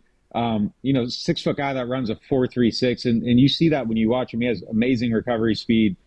He's solid in press coverage. He's solid in zone. I just think there's a lot of things. When it clicks, you see it, and it looks like, okay, this guy, I totally get why they picked him. he can do really good things. But then there's plays where, you know, he kind of looks like someone that's a wide receiver that transitioned to cornerback recently, and that's exactly what he is. And there's some recognition stuff that I think could be a little bit better. His ability to transition that speed when going up the field, and then, you know, somebody runs a curl or a hitch, like you kind of see him still going up the field, and it's a step slow coming back. So I think there's things with him too where it's got to come together a little bit, but. At that spot, I think you're kind of drafting traits and the upside, and the traits and upside with him, I think, are through the roof. But I think the floor is potentially low on that one too if everything doesn't come together for him. The good thing is they aren't drafting him where he has to play immediately right away. Paulson Adebo still on the outside, had a good season. I think that there's still plenty of upside for him. But we are seeing a profile with the type of player they want at cornerback, and you know. Adebo's 6'1", 200 pounds, runs a 4.4, 4.3, I think. In Taylor, same thing. So I think we're kind of seeing that Chris Richard influence of these big, long, speedy cornerbacks. And that was kind of the thing that they were trying to do in Seattle when he was there. So he's getting the guys he wants. Richard has amazing track record of coaching up players in the secondary. Again, that Seattle defense, and not a lot of those guys were first-round picks. They found them and coached them up. So if he sees people that he wants to coach up, I'm going to defer to him and kind of see how that goes. But, I mean, I'm not going to lie. You watch it, and there's some things where you're like, man, I don't know. Yeah, go grab Brandon Browner again. Last year. I think he's incapacitated possibly, so I don't know. Jameis Winston's offseason. I mean, he's holding someone somewhere. The first two picks that the Saints used, I mean, I'd imagine were within mind of protecting and giving Jameis another weapon. How is his rehab coming, and where is he in this offseason? I mean, the videos are putting out, it seems like he's ahead of schedule. You know, I think this team's built to the point now where everything's around him to succeed. Defense is going to be really good. They're going to be good enough to win games. He's got the guys to throw the ball to. Like I said, there's room for one more person, but if you got Mike Thomas, Alvin Kamara, and Chris Olave, the 11th pick in the draft, you got some really good pieces on offense, and you should be able to succeed. The offensive line's all filled with first and second round picks. I mean, there's no excuses at this point for anybody on this team, and I think they're going to go as far as Jameis carries them. Honestly, I mean, if he can do what he did last year, avoid mistakes, make the right decisions, make the plays he needs to make, but do it at a higher volume. I don't think you can go into the season having 150-yard games again. Like, they need to let him throw the ball and kind of carry the offense a little bit. But I think everything's there for him to do it. And if he can show that last year's trends are the real thing and extrapolate it and expand upon it, I think they're going to be a really good team. And if he struggles and makes mistakes and he's throwing interceptions and, you know, the passes over the middle aren't better than they've been in the past, I think they're gonna lose some games they shouldn't lose. But I mean, I think the pieces are there for them to finally trust Jameis, let him do what he needs to do, and see how it goes. But he's going to be the straw that stirs the drink. And as far as he goes, I think is as far as they go. Saints brought in a lot of undrafted free agents. Anybody pop off to you? Anybody stand out? That's somebody that can come in and make the team and help? I like the running back they got from Baylor, Abram Smith. He former linebacker, strong runner. A lot of the stuff they did at Baylor is inside-outside zone. Same stuff the Saints do. He gained, what was it, like 1,200 yards in it, had double-digit touchdowns. Looks like a really good player. They needed to get a running back. I think they wanted to get a running back in the second round. There was a run on him, and it didn't happen, so they're addressing it after the draft. I think it's possible they signed Sony Michel too, so that could be another way to kind of backstop that position behind Alvin and Mark Ingram. But I think Abram has a chance to make the team, and he's a solid player. They do a good job at IDing these running backs in undrafted free agency too, so he could be the next one. And then the other guys, the returner they got, just 7 touchdowns last year. What's it, Weber State? Is that how you say it? Out of Weber State? Yeah. Yeah, so I think he's somebody that's kind of in that mold of Deontay Hardy, who's just a speedster, really good returner. And they do a good job. It's interesting. Like Darren Rizzi does this study of scouting returners every year, and they've done a good job of IDing receivers in that. Hardy's one. Marquez Callaway, they found him through that study. And I'm assuming this guy's coming from the same place. So it could be another person that kind of fits that mold. And I think their return game could be a little more dynamic than it was last year too. And if you're bringing in somebody that can maybe compete at that and push the bar, might not necessarily be able to overtake Deontay, but just to bring in that competition and have another option, I think is a good thing for where they're at right now in that phase of the game. Rashid Shaheed, the 4-time There you go. All-American from Weber State, is who is Nick is talking about there. Ended his FCS career as the all-time leader in kickoff return yards and touchdowns with 7. He's a 4-time All-American and the only player in Weber State history to earn that honor 4 times, as he was named All Big Sky first team honors 3 times as well. Smoke Monday from Auburn as well, another name to watch as a possibility of making the team as an undrafted free agent. All right, Nick, for you, it's the off season, but it's also the busy season. A lot of stuff coming up with off season training, rookie mini camp. What's the coverage look like over at New Orleans.football? Yeah, we're basically honeybadger.football right now. It's just nonstop. But I mean, look, it's an exciting story. I mean, this is kind of like a movie script almost, and that's a corny thing to say, I know, but it really is. It's kind of, I don't know if there's anybody that's more beloved in recent Louisiana football history than him, and the reaction to it has just been it's been incredible. People are so happy, and when people are happy, I'm happy. It's more fun to do what we do when people are consuming everything and they're excited about it. So it's just been a really cool moment. So we're capitalizing on that, and then just getting into the breakdowns and the film studies for the rookies and how everything fits. And then, as you mentioned, rookie camp's coming up. The 14th we'll be out there to watch it. OTAs are coming up. So it's about to be, just on in full throttle until training camp starts in July. So it's this offseason, which was kind of boring and dragging and had a look of like, what are they doing? All of a sudden, everything's coming together, and it looks like the Saints are going to be a good team. So it's kind of, an exciting little moment right now. Nick, how do we get some of that New Orleans.football merch you got on there? Show us that tee. I can send you guys some. Yeah, I got some. We can do a jersey swap. I'll get you guys some. Yes. Yeah, Absolutely. Nick, and we talked to Garrick Rattler here last week, and obviously he's covering the Pelicans for what you guys have going on over at New Orleans.football, kind of expanding your reach. Tell our listeners what's going on with that.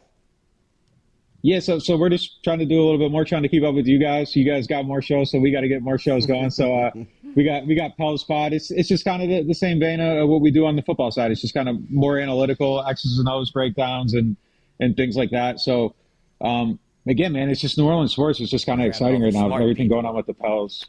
Yeah, that's it. Yeah, He was great, man. We're a little different than the off-air conversations here. So it's the yin and the yang, I guess. Need a long sleeve tee for the merch. Nicky boy, have a great day. Have a great weekend. New Orleans.football. Loose sleeve. He's the best. We'll see you, man. Man. All right, guys. All right, Take it easy. there he is. New Orleans.football, Nick Underhill joining us there. Remember, Relief Med medical marijuana is legalized in the state of Louisiana, and you've got a promo code that you can use for a discount over there, and that is Jordy1, Jordy 1 is the promo code. If you want to save yourself some money over at Relief Med, do that today. RELEAF med.com.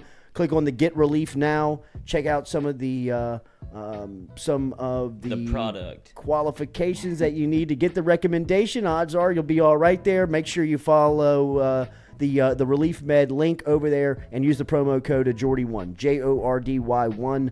JORDY1 is the promo code. Nathan Velasquez talking some Hollywood. When we come back, we will be back, driven and powered by Go Chevrolet.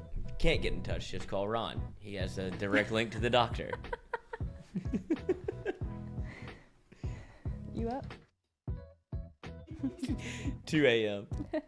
Not the plug. Doc.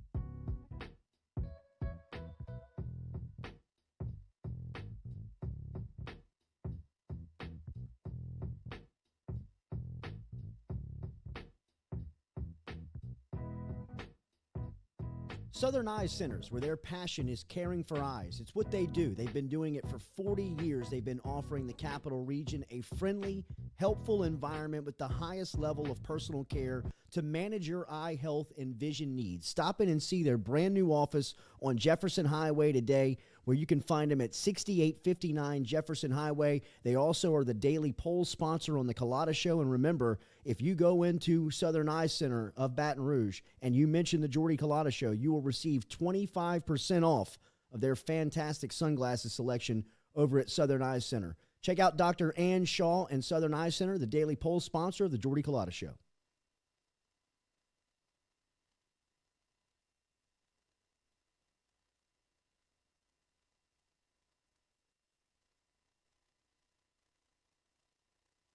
Red Stick Sports, a local staple in Baton Rouge to all sports fans, was founded back in 1981 and has remained a family business for over 40 years. Today, they still have the great selection on the floor, but they're also a leader in custom apparel for businesses, sports teams, and other groups. Take it from us, everybody over here at FM Digital Media. They help us out with all of our apparel. Let them help you out today. Go ask for Cody over at Red Stick Sports. Check him out online at redsticksports.biz.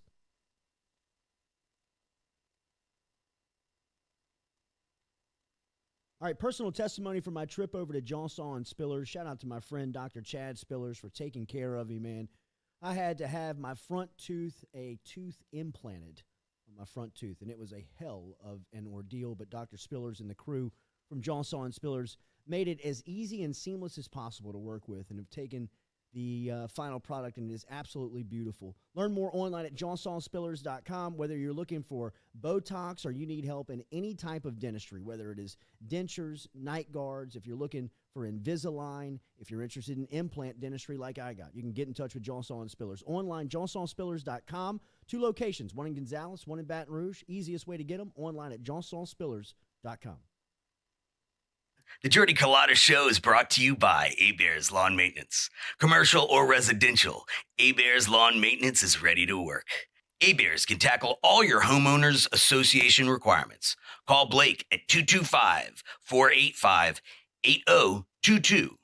A-Bears Lawn Maintenance.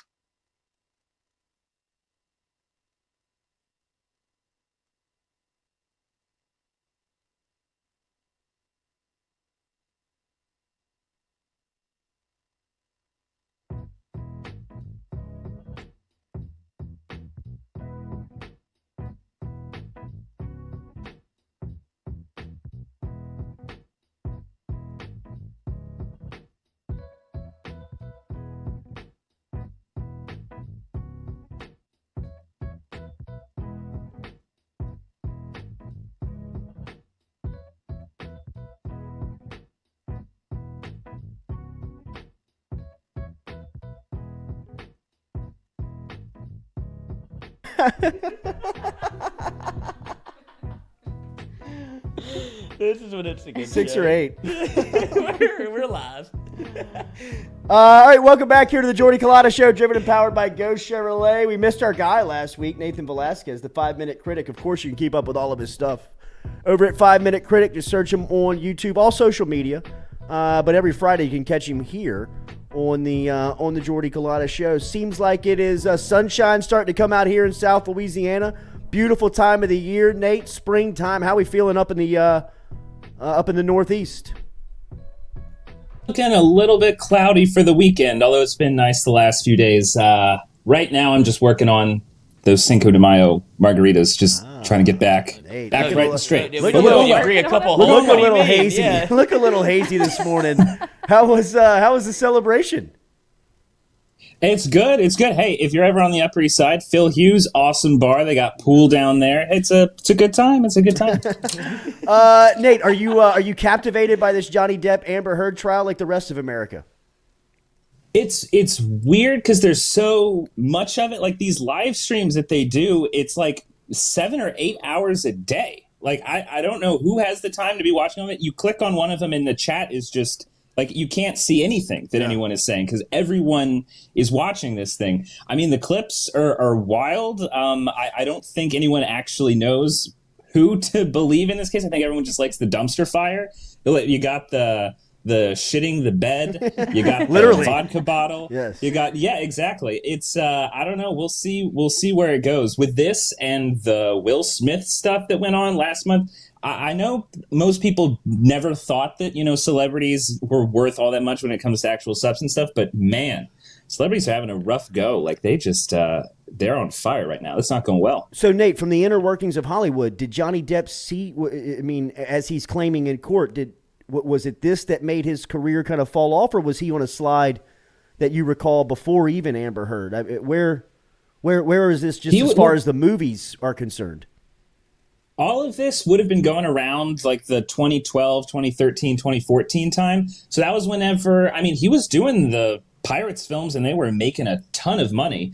And it then started to seem like he was taking on roles like, what was it? It was like Mordecai and the Tourist, I think it was, that terrible movie with him and Angelina Jolie. It just seemed like he didn't care that much anymore. He was doing those bad Tim Burton movies. So it definitely seems like he is not getting work now because of the allegations that were going around. So if this is going to bring him back, I don't know. It definitely seems like as far as social media goes, as far as social media goes, people seem to be on his side. So is he going to have a career again? If it goes in the direction that it seems like he didn't do anything that's being alleged, then I hope he does. But yeah, no, I mean, this definitely tanked his career, no matter who's right or who's wrong. Nate, was he considered an A-lister before all of this? I mean, was he one of the... Absolutely, right? Yeah. Oh, absolutely. No, recognizable anywhere he went. Oh, yeah. And everyone's, I mean, look at all the people that are paying attention. It's not paying attention because of Amber Heard. Right. I mean, no, Johnny Depp is, Mr. he's one of the most recognizable. I saw a great video of, it was a TikTok it was a TikTok of close up on a turd, and then it goes back and it's Johnny Depp made of turds as Jack Sparrow, and you got the Pirates of the Caribbean music going. I hope it does. He might just turn into a joke too. I hope that doesn't happen because I mean, it seems like I don't know. It seems like a good guy, but also you never know with this stuff. TikTok is how I keep up with this trial. I mean, it's the best way to watch it. The clips are amazing. It's good. Yeah. It's really good. What, there was the point wherever the lawyer like asked one of Johnny Depp's team a question, and then as they answered it, they say objection, and the judge is like, but that's your question. He's answering to yourself. She's answering your question. Hearsay. And he freaked out. Hearsay. It's like, dude, I mean, are you on Depp's payroll? I mean, like, it's a huge...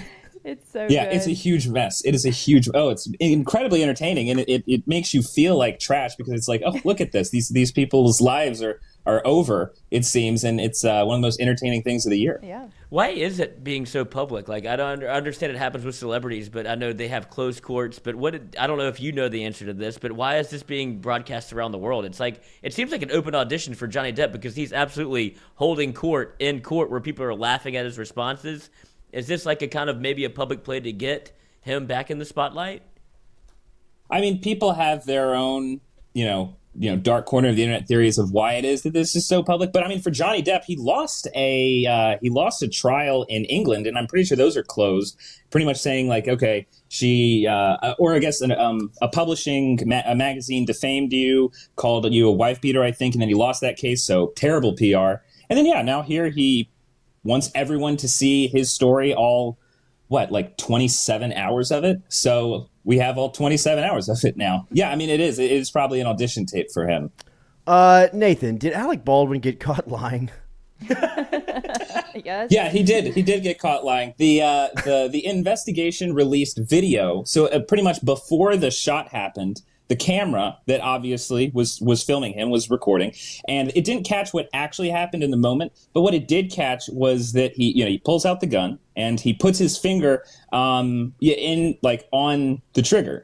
And what he said on ABC, what he said in the investigation tape that was released was saying, whenever I follow protocol means that you don't do that. You don't put your finger on the trigger, and you don't go like that. You don't put it behind the guard. You do none of that because unless you're instructed directly to do so. He said, what I did, I just pulled the I'm sorry, I don't know what it pulled the hammer. Yeah, the hammer. Yeah. The hammer. Thank you, Lloyd. But he said to everyone, I didn't go like this. Big gun guy. Yeah. They love him in New York. All right. So he Lloyd. The footage negates the footage negates everything that he was telling everyone, and that's kind of the only out he really has. Was look, industry protocol means that I don't put my finger on the trigger, which means that there's no way that I could have shot the gun.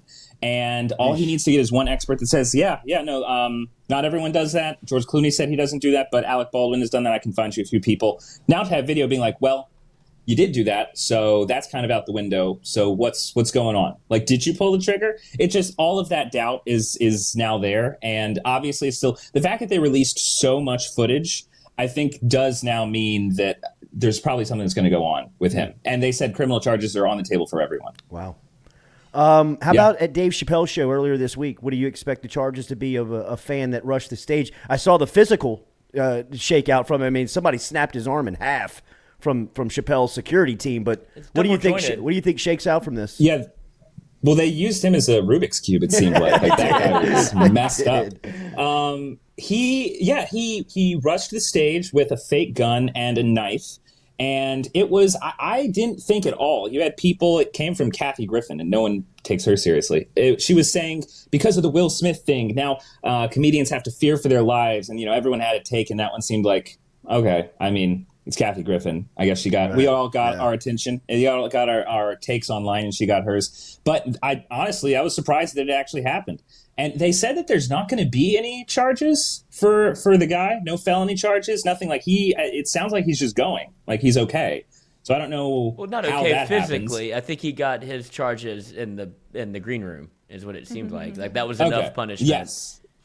But you got punished. That was your Nathan, punishment. this could be an issue, right? I mean, do you think that there should be some type of punishment to create an example? Oh, I mean, absolutely. I mean, this type of thing, and Ellie's weird with this type of stuff like that. I mean, part of the reason that I left there after 7 months, it's a very weird place how they do things. Like, Will Smith rushes the stage, nothing happens to him. This guy rushes the stage, and yeah, I get it. There's kind of a level of, justice that you can get from what they did backstage. But it's also like, you need to kind of set an example. This stuff isn't really cool to do. Yeah. So do you want to make an example or not? And it's bad. It's bad. I feel like the Will Smith thing was kind of put to bed. No one talks about it. Everyone was so into talking about it, and now it's like not worth the time to talk about it. But he's off in Dubai at some retreat getting therapy or something. And now this kind of just reignites it a bit to be like, oh yeah, no, that guy's a joke. I think this also reminds Will Smith is still a joke. Mm-hmm. And this is kind of like, oh shit, he might actually have caused some bad stuff to happen. I mean, if Chappelle had gotten, stabbed up there, then yeah, at that point, that's going to tank Will Smith even more. I think he loses all of his deals after that. Are we reviewing Pirates of the Caribbean on 5 Minute Critic? Pirates of the Caribbean is next week. Katie, just like you said, all of the TikTok videos up.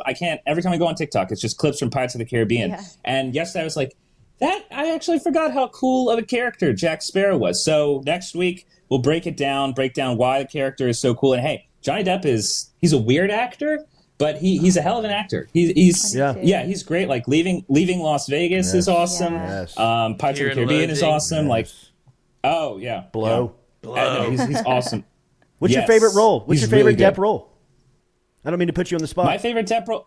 Did I say Leaving Las Vegas just now? I think I did. Yeah. He's not in that. So, okay. Yes. Beetlejuice? Fear and Loathing in Las Vegas. But no, Ed Wood. Yes. I would go Ed Wood, the Tim Burton movie. He's fantastic in that. He's a neurotic character. He's got this level. He brings so much passion to the character that the first half of the movie, you're like, he's so delusional. It's so sad to see someone this delusional. But he brings the passion that person had, that director had. And even like, it's an inspiring movie. It's a funny movie. He's such a weird character that Johnny Depp, like, I can't imagine anyone else doing that role. And I don't think they could do it better. Maybe someone could be. Just Johnny Depp owned that role so much. I feel like that's the best, and not everyone sees it. I think it's the type of thing that shows him for Pirates of the Caribbean, him for being this crazy actor who does these huge roles, but that one is very restrained, but still weird. It's something that only he could do, and he does it really, really well. So I'd go Ed Wood. Good to see you, buddy. Have a great weekend. Best he's ever looked. It was in Blow. Does the long hair, ponytail, everything. That was probably peak Did he do physical. Mm-hmm. Well, no, I'm just saying. Did he do like, Don Juan too? Ooh. Did he do Hunter Thompson? Yeah, that's Fear and Loathing in Las Vegas. Okay. Yes. Whenever he turns into the lizard. Right. The creepiest one was Charlie and the Chocolate Factory to me. He was so creepy in that. That was a weird. was The weird. tone they went with that was so strange. Yeah. That was a creepy. That was a Yes. creepy movie, and I don't know if it was creepy in a good way. Right. Weird. Agreed. But it was great casting, right? Like, don't Yeah. you think? I think of he would have done a great Willy Wonka, but it was just all of it was very bizarre. yeah, it was weird. Well, Like- now we got uncomfortable. Timothy Chalamet as Willy Wonka, so we'll see how that Oh, goes. really? Wow. Dune. There you go, Didn't know Cody. that. There's Yeah, your Dune Cody, talk. There you Donate $10, man. go. He will. He Later, will. buddy. See ya. Thanks, All right, man. Nate. There's Nathan Velasquez checking in from New York City here, the 5-Minute Critic. Make sure you check out and give him a follow on all of his social media and over on YouTube. It's great to keep up with what's going on out there. And right now, it seems like Johnny Depp and Amber Heard have the world captivated. I wonder if America's trying to throw you a curveball, just kind of like trying to distract you for something because it seems so accessible. What are they distracting us Every from? time you know. see it What's on America it's distracting us from? coronavirus, That's it. it's back. It's back. But it is. Whenever you look at it on YouTube, it has like 220,000 people It's so watching entertaining. live. And, well, he's acting. Yes. Yeah, So he is is. she. So is she. Well, he's running circles around and he's her. running circles Yeah. around her. Oh, Yeah, absolutely. he The is. worst. I mean, he had the worst of it yesterday with the bottle and all that stuff. It felt Yeah. like kind of like, oh wait, maybe this isn't as one-sided as we thought. That was a regardless. little- yeah. Johnny is holding court up there, and it is awesome to watch. Even her presentation yesterday, I thought felt a little. And I'm with you. The details of what she was saying was very gory. Shocking. And yes, Yeah. I mean, but the crying and the breathing, it's like he's taking more acting classes Yeah. than you. Exactly. You know What what a I bad mean? spot Like, to be in if you're yes, Amber Heard. Like it we're is. going 1v1 Yeah, with I mean, Johnny Depp. yeah. Like I I don't mean, want that. Dude, no. give me I'll take the L. Absolutely. This Yeah. this is bad for me. I mean, I'm sure that's what their personal life was like. Like you're just too good at this. Like, Yeah. I could never tell when I Johnny mean, Depp's telling the truth. He's a wordsmith. Yeah. He's great with like body language. And he has great feel for when Absolutely. of the moment. And he's does, like, I'm doing man. it right and, now. And he's got the entire. Bristle? Is this a Good meat? Lord. My man comes Put bearing it up meat. my armpit. Yeah, Okay. smart move. Smart move. Don't put him to bed yeah. just yet. Yes. Oh, Katie, zoom in. Oh, that's good. That's good It's meat. salty. That's good meat. Wow. Ooh, look at that frozen shot. Oh my God! No. Why? Yes, Why did that yes. happen? The camera knows. It's good. Salty. It is salty. Cooked I with love pineapple. All right, we're gonna be back with our Friday foodie couple cooking couple compliments of Iverstein's right here on the Are Jordy you doing the Culotta show crawfish next. or not? that. Well, I claimed that I had the equipment. You don't And then have David it? was like, Yeah. "It's a turkey pot. That's Yeah. not the What? same thing." Are we sure? I don't know. I could argue it. He says it's not big enough. It's a turkey. No, the turkey pot won't be able to fit the. But if you've got the rest of the rig, all we need is a pot. Oh, okay. So I mean, Okay. really, it'd be easy to find a pot. Okay. I mean, look at somebody bring a pot to the chat. Somebody just to come boil us some crawfish. Well, no, Jordy has Oh, yeah, to do you the have to. boil. He has the recipe, That's and I right. feel like you actually would do this, No, I will. Yeah. No, which actually, is crazy. Yes. I know it is kind of crazy. When he Because texted he's me like, "Do actually you have the in- equipment?" I was like, "Oh shit, is he really gonna?" I kind of boil? want him to do it, but I feel like your No. crawfish is good. Like this is a moment for you to flex. Thank you, Lloyd. Well, usually this is something you would everyone's run wondering, I'm not backing out. I know. I'm not backing out at all. Tonight is Crazy. Hot Art Cool Nights on Government Street. We're opening up the studio. We're gonna have drinks, entertainment, merch for sale, 6 to 10. Long day. Please for come me. by. It is a Jesus. long Long day day. for We've got you, a buddy. lot to do. Long day day for you. yesterday ready. for me. How was Cinco? Awesome. Good. One girl died. That was it. Stop it. No, Not on our watch. not on our watch. Not for real. Cornhole didn't kill her. Tequila. Tequila killed her. Nobody died. Ambulance came. Really? Expensive. To Uber. Modesto? Oh wow. It was actually kind of nice, kind of what's going on over there. Sure, that was nice for her. Well, Appreciate her- the promo. Yeah, exactly. Yeah. Yeah, it's like Right. we got to get over there. Everybody wanted to look, but I'm sure that was charged to the parents' card. Okay. That Oh, yeah. Uber, that Uber ride. Yeah. That's a fast Jeez. lane. Cooking couple next here for our Foodie Friday segment. Compliments of Iverstein's coming up. Jordy Culotta show, driven and powered by Go Chevrolet. Sean, Venmo those people that won the cornhole tournament because we need to. That ringer.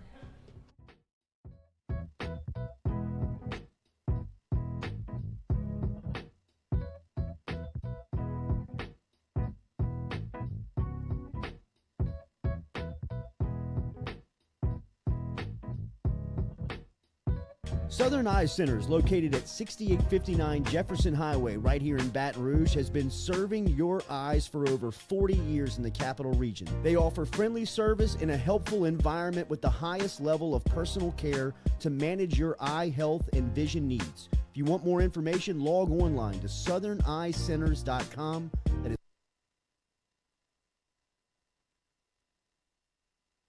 The Jordy Culotta Show is brought to you daily by Morales Roll-Offs. Morales Roll-Offs provides dumpster rentals for residential and commercial needs in Baton Rouge and surrounding areas. Morales has roll-off dumpsters ranging from 10 yards to 40 yards to accommodate all of your disposal needs. Search online, moralesrolloffs.com.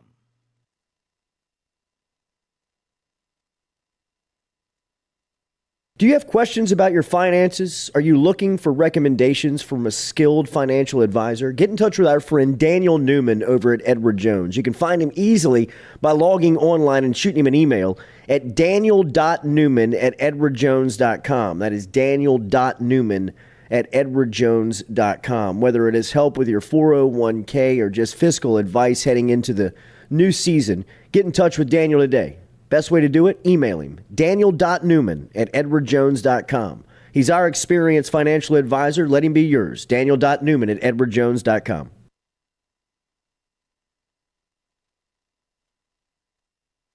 City Cafe online at citycafebr.net, where good friends meet. Great food and even better service, located in the shopping center behind Rite Aid on the corner of George O'Neill and O'Neill Lane. They cater for parties big and small. Sundays, they serve a fantastic brunch that starts at 10 a.m. They have daily lunch specials. And remember, you can look at everything online at citycafebr.net.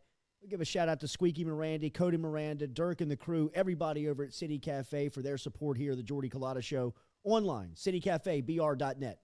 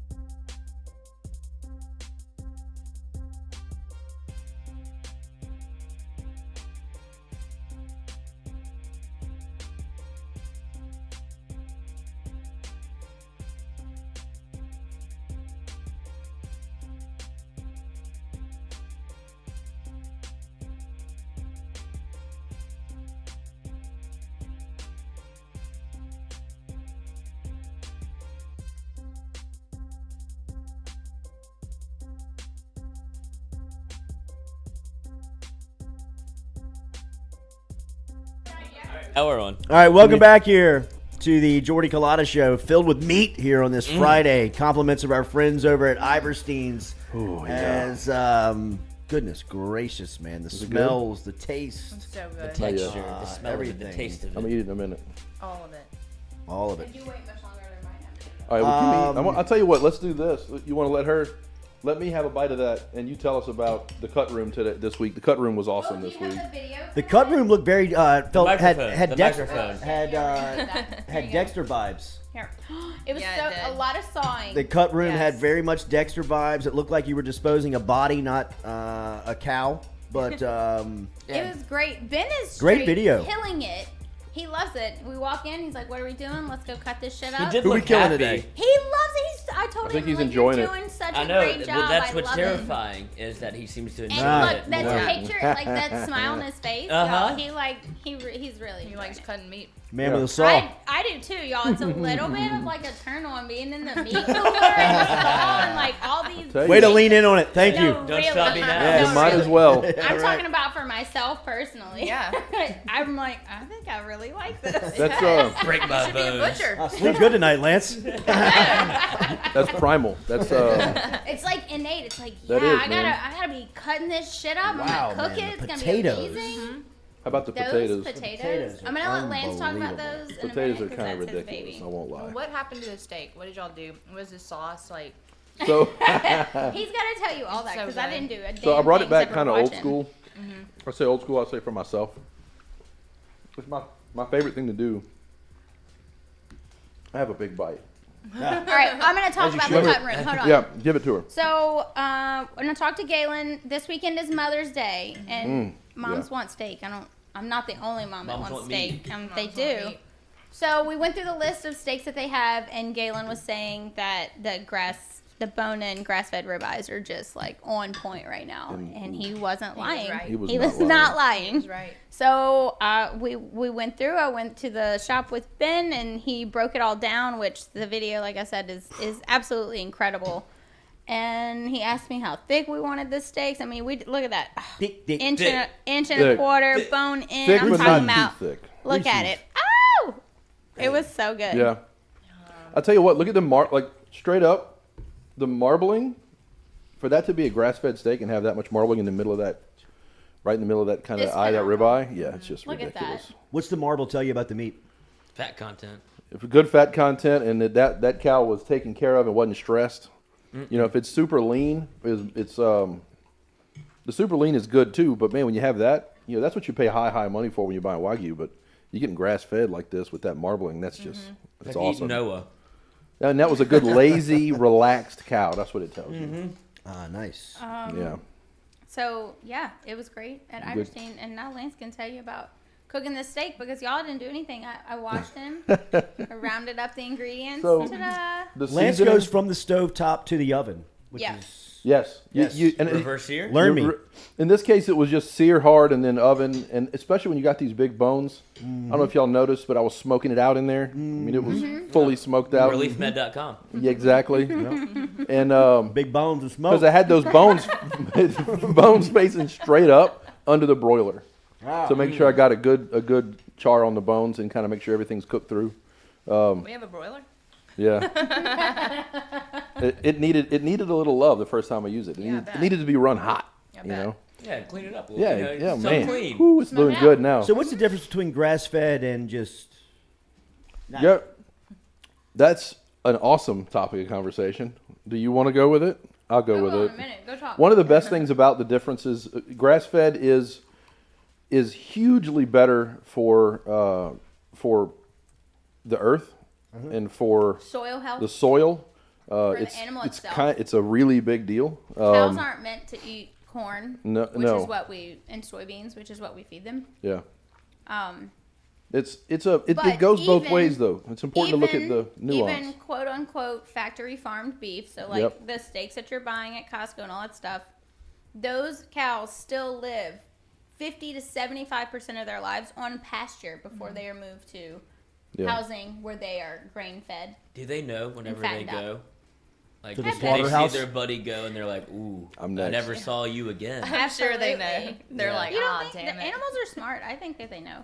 Or does it like kind of, what's the food movie, the animated movie? Oh, Shit. with that, Seth Ratatouille? in it. no.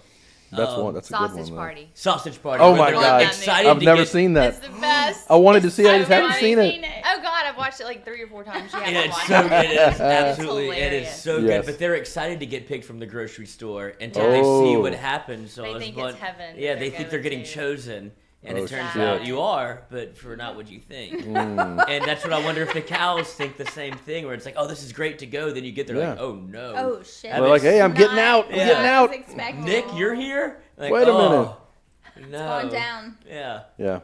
It's probably This is something depressing like that. conversation. I know, I right? mean, it's real life.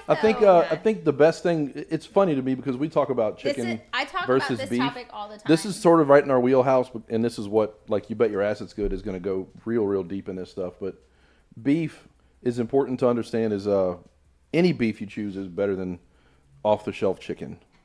That's true. Um, Because of how chicken is raised. I just made a post yeah, about and this and it's a today. real big deal. If you look at a chicken from the 50s versus now, and they're like Yeah. genetically modified, and A lot of they're weird not shit even- going on. They're not even allowed to walk. It's like people. It's really Yeah. weird. Yeah. And I say that, but you can also go and buy Chappelle Farms really good local chicken, which is Oh, a yeah, completely and different thing. Galen But if you're carries talking the about McAfee Farms, McAfee Farms, yeah, the pasture-raised chicken, but it's Yeah. even more expensive than beef. yeah, it's really good Like, shit. But yeah, You know, a well-raised chicken is quite expensive. Yeah. But this stuff here, man, I'm gonna tell you, not all grass-fed beef is this tender. No, this is insane. Not all grass-fed beef is this marbled.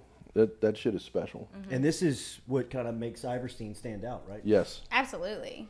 Yeah, because we have other farmers that we love, and they all have a different, different farm they're pulling from, or different practices, or different breeds. Yeah, different breeds of and one of the cattle. special things about where he's getting his stuff and everything that they're doing is that it's really tender, good. I mean, look at how he's getting it, man. He's getting it the entire rib The side. rib, yeah, the rib and- side, and then they cut it up, which Well, I is mean, amazing. He's growing these animals. I mean, like, right? I mean, kind of like he's the whole process. No, the farm is Not kind of even, going away. he's, Yeah. and I'm sure Galen talks about it, Yeah. so I think it's okay. But he sources from Home Place Pastures now, Okay. and it is Well, a phenomenal yeah, for regenerative grass-fed. for grass-fed Yeah. for his grass-fed beef and his pork that is coming from Home Place Pastures. Yeah. One of the other cool Which things is a is fantastic farm. I mean, you can go look up their phenomenal. Instagram, like it's, Phenomenal they're people. killing it. And that's what we need. North Mississippi. Yeah. Mm. Yeah, our North cousin's Mississippi? Ben. He buys About to go cow tipping. whole cows. Let's get it. But yeah, that stock or that sauce you're eating, eating, lapping up. Drinking, pour it in a cup. Yeah. That sauce is really just pan sauce, and then rosemary, and That's it. heavy cream, And heavy cream. And, it's and then just you literally just reduce it. Okay. That's it. And the steak is a complicated rub that I did this week. Salt and Salt. pepper. Just salt. Just There's salt. not even any pepper. I did just salt on the steak this week. Wow. Keep it Just pure. to, honestly, just to feature the You beef. know there's butter. Yeah, so there's butter. That's There's true. like Lancey is like an entire stick of butter in And there. rosemary. Let's But say make yeah. the sauce. You Right. bet your ass there's butter. You bet Oh your ass yeah. there's butter. Oh yeah, babe. All right, get over to social media. You bet your ass it's good. You see it on the T-shirts. What you got? The potatoes. Yeah, How I do we was do just that? Oh, you wanna about know? say, Yeah, let's talk absolutely. about I've it. got never a- had these. The texture of them is unbelievable. I So- just posted a yeah. video on You Bet Your Ass It's Good if you want to pull it up. Ooh, is it up? Sweet. Oh yeah, it's up. It's You gotta a look- see that- It's so probably it's- like a minute. I'm a look. The first time I saw this done was with my buddy Eric, who's a chef over at 18 Steak. It's palm puree.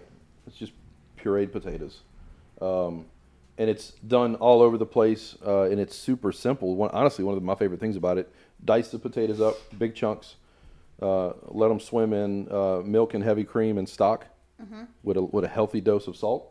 And you just bring the level of those liquids up to just cover the potatoes, just barely cover the potatoes, and put a lid on them.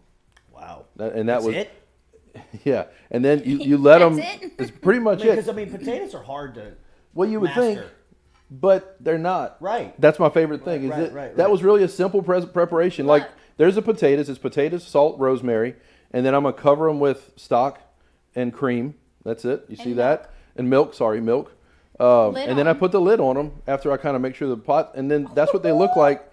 And then what you do is you leave the lid off. Once they're kind of cooked, leave the lid off for a little while, and let stock reduce a little more, and then you just puree them. That's it. And then he mounted it with a shit ton of heavy Yeah, cream. you mount it with some heavy cream, and then you just make sure your salt's right. Important in potatoes is Salt. salt. Freaking Like salt. honestly, They it's need sort of a silly Is there how a fine much. line to it? Yeah, too you can much? oversalt them. Yeah. You can. It's difficult. You're more but likely you to can. undersalt them. I'm if not you sure I've don't ever had have- an oversalted potato in my life. For a pot like that, what's the size? Man, that probably has a tablespoon Golly. of salt in it At in the whole least. pot. Oh, yeah. at Don't least. have one of the puree handheld things. Yeah, What's it called? Yeah, that's what that was. Yeah, That look. that's it. Actually, in the It's freeze right frame. there. Can you use like your blender or food processor? You can use your blender. It's tricky if you have a good blender. Make it gummy. If you can do too much. Okay. Especially with Yukon Golds.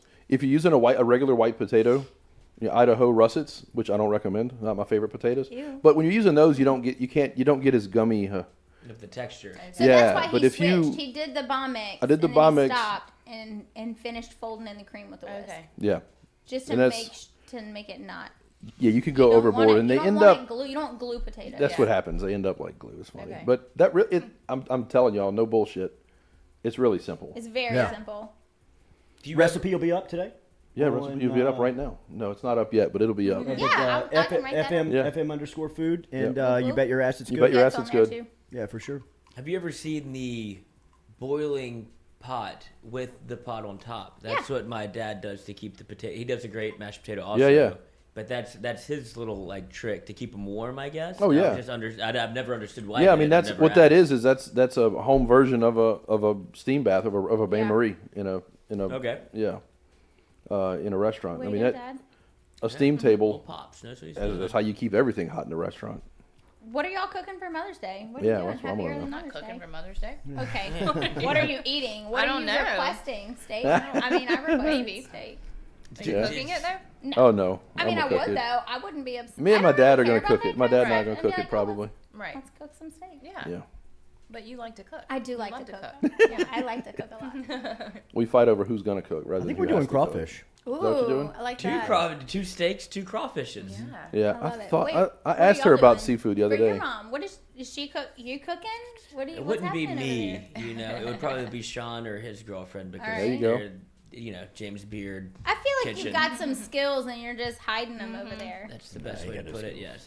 Yeah. Keep it to myself. Yes. I don't cook for the masses. I cook for one or Heard two, that. Heard that. Or two. if the cat's in town. Okay. Nice. Tell us about Iverstein's this week, other than the Dexter scene behind there, when they were The cutting man- up the body. most wanted man in Yeah, America. right. I'll tell you, we had a long list of options. Oh yeah, it was really a little Boy. difficult to choose It because came there's down so to many it. good steaks. But I think we really wanted to highlight steak for Mother's Day because Yeah, and I think we thought about briefly. Filet was in our text stream. absolutely no, that was one like the first thing we talked about, and then Galen was like, okay, well here's all the other cuts, and then he was like, but these grass-fed ribeyes, and I was like, that's the And there's a one. tip: if your butcher says, Yes. but these grass-fed Yeah, right. ribeyes, You then you just listen. say yes. But I would eat these. Yeah. Okay. This is You what you want listen. Exactly. because he knows. Wait, before we can't like sign off yet. I know y'all might What do you be ready got? to go in full. We have to talk about tonight. Oh. Yes. Oh. No, are we not talking about No, it? no, we're talking Yeah. about. So y'all coming? talk Y'all about doing jambalaya? Hell yeah, we Yeah. are. All right, Yay. sweet. Here. Yeah. Are you gonna be here? Y'all partying? Yeah, we're all gonna be here. Oh yay! We're all gonna be here. We're gonna try some crawfish. We're gonna do some boil some crawfish as well. Oh, that's exciting. Oh, I didn't know shit, y'all were yeah. doing Jordy, that too. Jordy has. You have a pot? I have a small. Yeah, I have a jumbo. You talking about crawfish crawfish pot? pot. Yeah, I have a crawfish pot. Bam. It's Oh, done. you're in now. Done. No, Jordy's that's- very Oh, excited about shit. the his crawfish. eyebrows And I'm right going. now. Oh God, this is a burner work. No. No, we just got need a all pot. that. Oh, you got a. Okay, Yeah, well, I got a pot. we got a rig. We I just need a got you. pot. I got Okay. you. I got a Bam. pot. And jambalaya. So I think it's after like literally it's a one sack pot. It's not gonna be That's fine. okay. That's fine. That's fine. we're gonna go home after this.